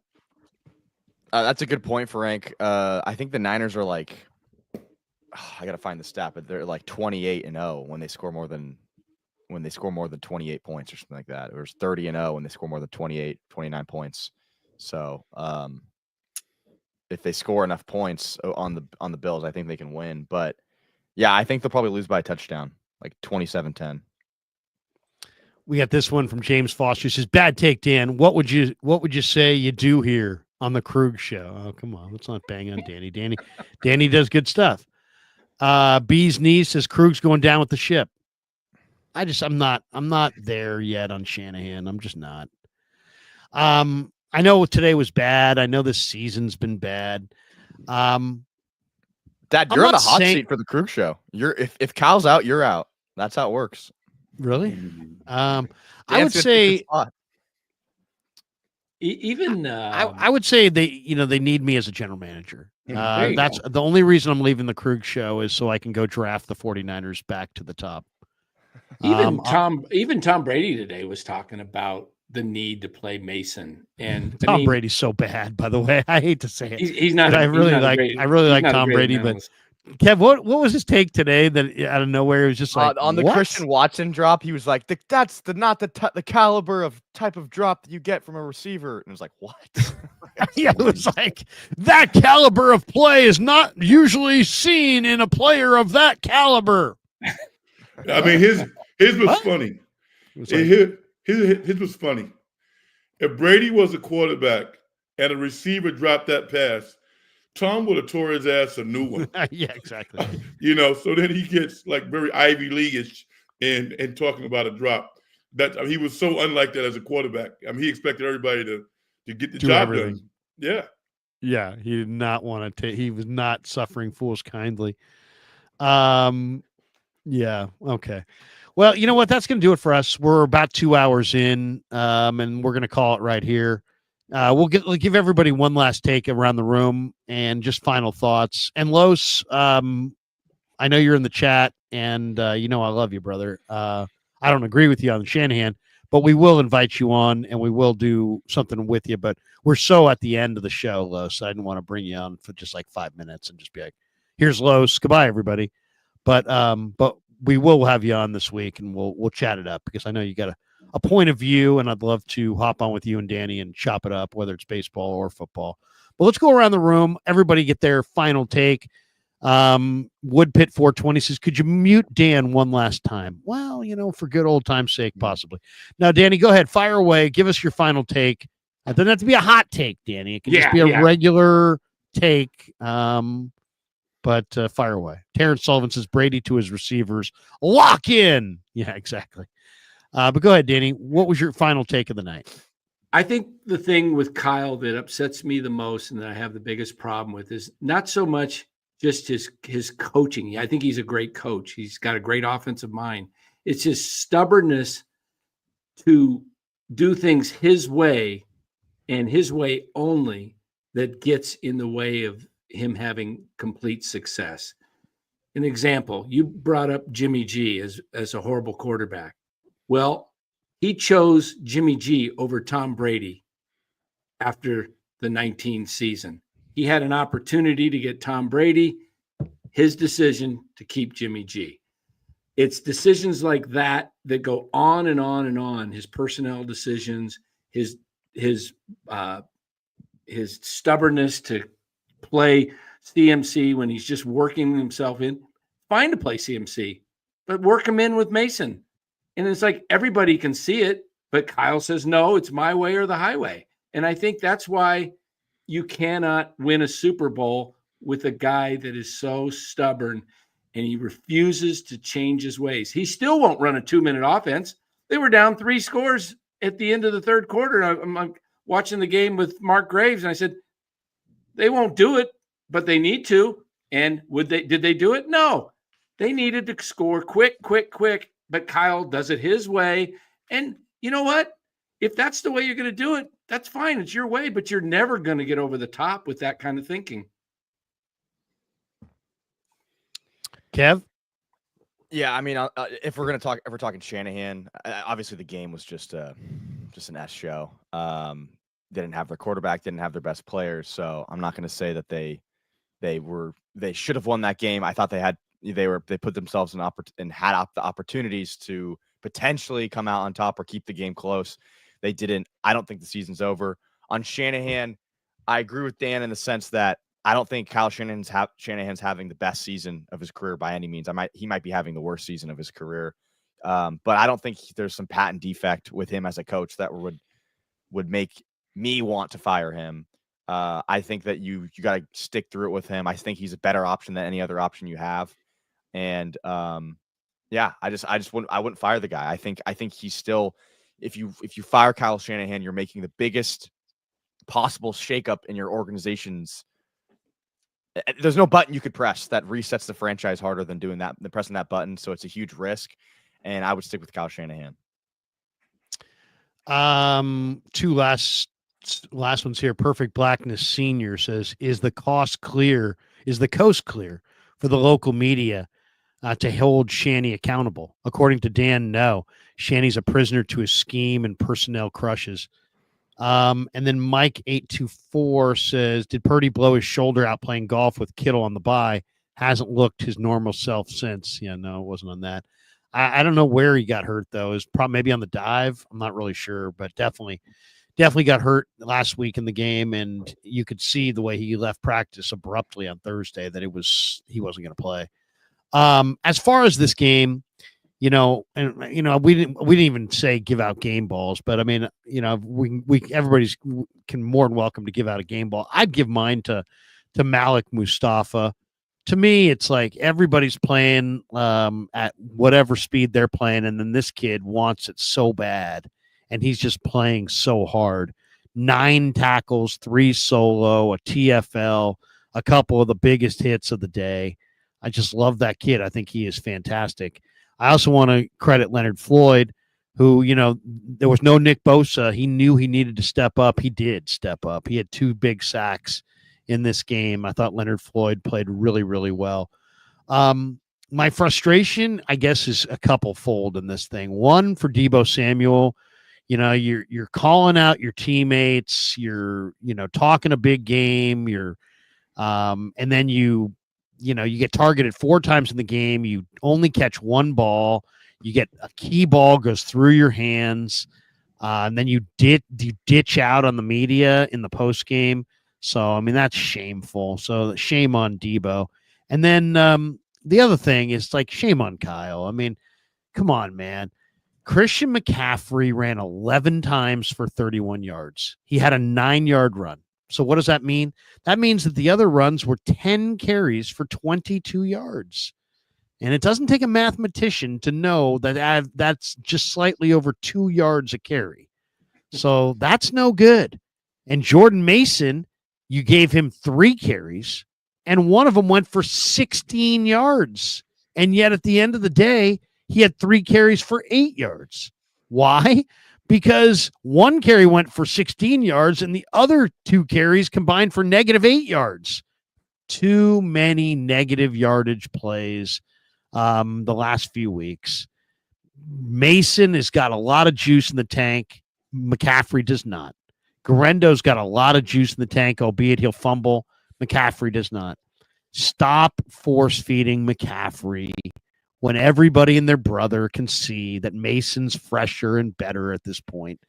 So shame on Shanahan for being so stupidly stubborn that you're going to run McCaffrey 11 times and give him 14 touches and give Mason 3 carries, despite the fact he had your longest run of the day.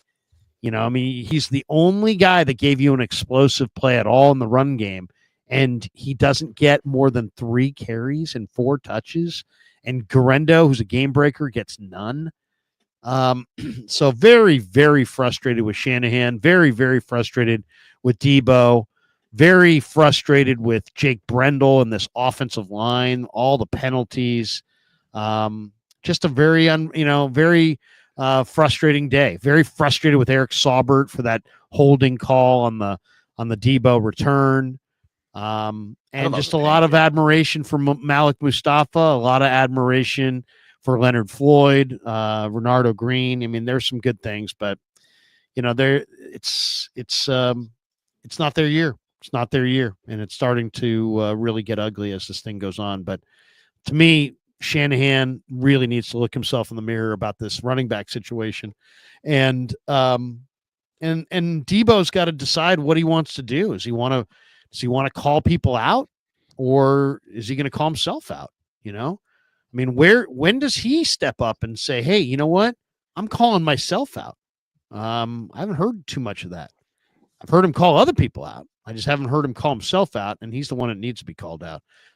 Chris Shanny needs to look at what Andy Reid did between his Eagles departure and Chiefs hire.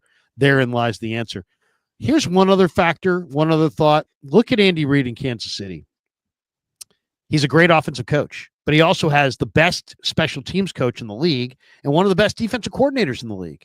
And it might be time for Shanahan to go to Jed and say, you know, we don't need another free agent. What we need you to go spend top dollar so that we can have an elite defensive coordinator and an elite special teams coordinator, because Shanahan's going to need all the advantages he can get. You know, it seems like he needs to have an incredible cast around him, and Sorensen and Schneider are likely not it. I still blame the players over the coaches. So maybe they have to find a new personnel executive as well, but it's not their year, and it's they're the Hargrave thing and the lack of the number ones and the injuries have caught up with them in a big way. There's no question. All right, it is 13-7 Eagles at the half in Los Angeles. Eagles trying to roll to 9-2. The Rams, if they lose, will fall to 5-6. And who knows? Anything can happen in this division. But the Niners have to start winning games. And here we are. It's the 24th of November, and the 49ers have not won a single game this year against any team that has a winning record. And that should really that really should speak volumes. Guys, final, we just gave you the final word, but just we'll give you a little promotion for your channels. Did Frank, did you get a final word? Oh, Frank, did you get a final word yet, Frank? No. Go ahead, Frank. I'm sorry. I'm so caught up in all these chats. I'm not even listening. I'm not tripping. Thank you. I just want to see clean football. You know, I just want to see it. You know what I'm saying? Those are correctable problems in practice. Who knows if the 49ers can beat Buffalo if they don't have these ridiculous penalties. They catch passes that are thrown to them. They, just play clean football. That's all I want to see, because I still believe that this team can make the playoffs. I mean, I don't see the Rams beating Philly tonight. They might, but I still think that this division is up for grabs, and I want to see this team make correctable errors. All right? Forget about who they're playing against. Play against your own level of expectations. And as fans and as observers of the game, we should be able to see less mistakes. That's not brain surgery. That's doing things the right way. That's being a professional. Everybody needs to sign up on Frank's YouTube channel. It's In the Dungeon Show, at Big Frank Red on X. He's a great follow. Frank, you going later tonight for a little In the Dungeon episode? Yeah, I'll be on at 9 p.m. So for folks that want a little bit more of, some football 49er talk and an array of other topics regarding sports and entertainment, tune in, man. I really appreciate the support, and thank you for the opportunity, Larry. I appreciate you. Dan, you were awesome today, brother. You were, man. I mean, he's awesome a man with he's a man with 3,000 followers on YouTube. I mean, here's the deal. Different is awesome in YouTube. So if you got a out of this universe take on things, people seem to dig it. Kevin, great job, man. Appreciate it. Appreciate it, Frank. All right. Frank, hey, if we don't stream before Thursday, happy Thanksgiving to you and your family, and always a pleasure streaming with you. Hopefully, we'll talk to you soon. All right, thank you. Go. Frank Red. Danny, we'll let you have your say here. Tell us a little bit about NorCal. First of all, congratulations, Dan. One super before Mark Graves, who says I'd give Debo the game ball, but he would drop it. That's a take of the night there. That's a great one. Danny, congratulations, by the way, getting to 3,000 subs. You've been grinding, you've been working, you've been doing lots of good stuff. Tell people about NorCal Sports Network, and if they go there, what they're going to find. Yeah. NorCal Sports Network on YouTube, and we are doing nightly shows. We're doing video recordings. We're putting out content, a lot of 10, 12-minute videos on whether it be baseball takes or, Warriors takes. I may even do a take on Brock Purdy. I got a take on that. But I would say come over to NorCal Sports Network, subscribe. Larry's on the channel at times. In fact, Larry, I think what we should do. I'll come back this week. We should, if it's not too late, we should come over tonight and carry on this debate about Shanahan tonight. You and me and Los on NorCal Sports Network. What time are you going live? Because I got a break for dinner and tell me what time. Tell me what time you can make it, and we'll make it a show. Kev, what time? Maybe 9. Yeah, later. Maybe 9. Yeah, maybe 9. Later. 9 o'clock. But I can only stay for about a half hour. That's perfect. 9 o'clock tonight, everybody. Come over to NorCal Sports Network. We'll continue this debate with Larry and Los D, and we'll talk about Kyle Shanahan.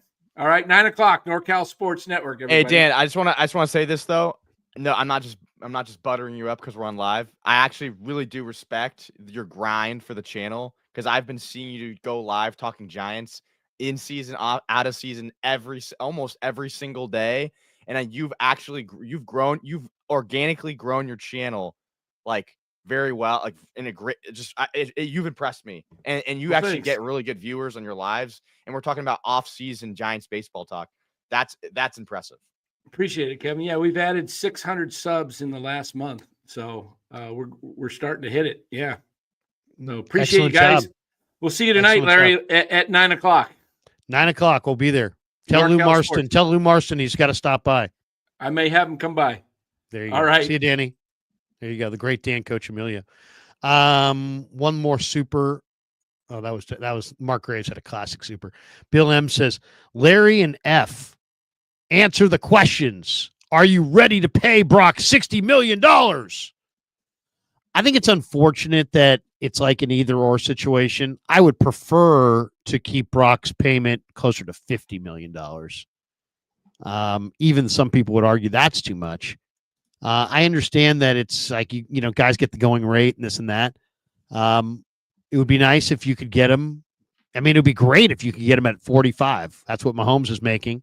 I would love it if he made the same as Mahomes, so they would have as much money as Kansas City has to spread around to the rest of the roster.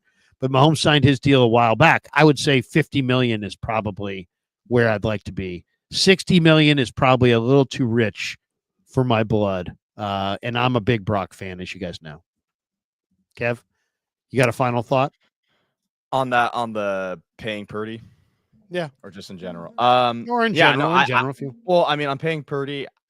I completely disagree with Dan. I don't think, staving off Purdy 1 year is going to do you much of a benefit. If Purdy, blew up his arm and he can never throw again, then that would have been really smart that you didn't do that. But assuming that Purdy's going to play how Purdy plays, I think you're going to pay Brock Purdy, and it's pretty hard to overpay a quarterback that's good. And just because there's not a lot of good quarterbacks doesn't mean you shouldn't Pay a good quarterback. It actually means the opposite. I think it means that you should pay a quarterback. And Brock Purdy being one of the better quarterbacks in the NFL means you should pay him. If we look at the quarterbacks that got overpaid, it was Daniel Jones. The Giants paid Daniel Jones when he didn't really do anything. Who else got overpaid? It's Trevor Lawrence. The Jaguars paid Trevor Lawrence before he proved anything. So Brock Purdy has proved something. He's proved that he's a winning quarterback, and I think you pay him. And if you can set the price at whatever you want to set it, but today's price is going to be cheaper than tomorrow's price. So if you pay him now, you're saving yourself. Look at Mahomes. Mahomes got paid $40 million. At the time, it was the highest contract in history. It was breaking records. Now that's considered it's considered a steaming deal. So I would pay Brock Purdy. What did you make of is it Schultz? How was it? Howard Schultz? Which Schultz was it? That Jordan Schultz. Jordan Schultz. Howard Schultz, I think, used to own a team. But Jordan Schultz, I think he might have been the Starbucks guy. But Jordan Schultz, reporter, says the 49ers might have interest in Daniel Jones. Is that true? Yeah, no, that was the report today. I don't know if that's going to happen. There's definitely some other teams that are more quarterback needy than the 49ers. The Niners, obviously, Brock Purdy's injury, but assuming Brock's okay, I don't see I mean, it doesn't hurt to have Daniel Jones on your roster, but this isn't Sam Darnold. I don't think Daniel Jones is Sam Darnold. If Sam Darnold was a quarterback in a bad situation that could flourish somewhere else, that's Sam Darnold. I don't think that's Daniel Jones. I don't think Daniel Jones is this quarterback that was just in a bad. I think Daniel Jones is legitimately just a bad quarterback. Yeah, I don't think he's got he doesn't have the juice. He doesn't have the timing. He doesn't have he's big and fast and athletic and can't play. He's fake fast though. He's 40 time fast, but he's not quick. Like he's fast but not quick. Yeah. All right, that's going to do it for us. That is going to do it for us. Good stuff today, man. It was a rough game. It was a rough game to watch. I knew it was going to be a rough game to watch. So join me tomorrow for Wake Up Bright and Early. We'll have Damon on at 9. We'll break this whole thing down. We'll probably stream tomorrow afternoon with Grant. You can catch me at 6 tomorrow on KMBR on Niners Nightly, taking phone calls. I'll do the rewatch. I'll watch this thing. I'll come up with a bunch of different thoughts that we'll share with you guys tomorrow. And we definitely want to hear from you guys at tomorrow on the radio. But that's going to do it for us tonight. Thanks to all of you guys. Thanks to Danny. Thanks to Kev. Thanks to Rye. Thanks to Red. Thanks to all of you guys. And until next time, peace. Yeah, never met a man I've been scared of. Careful, you gon' get it.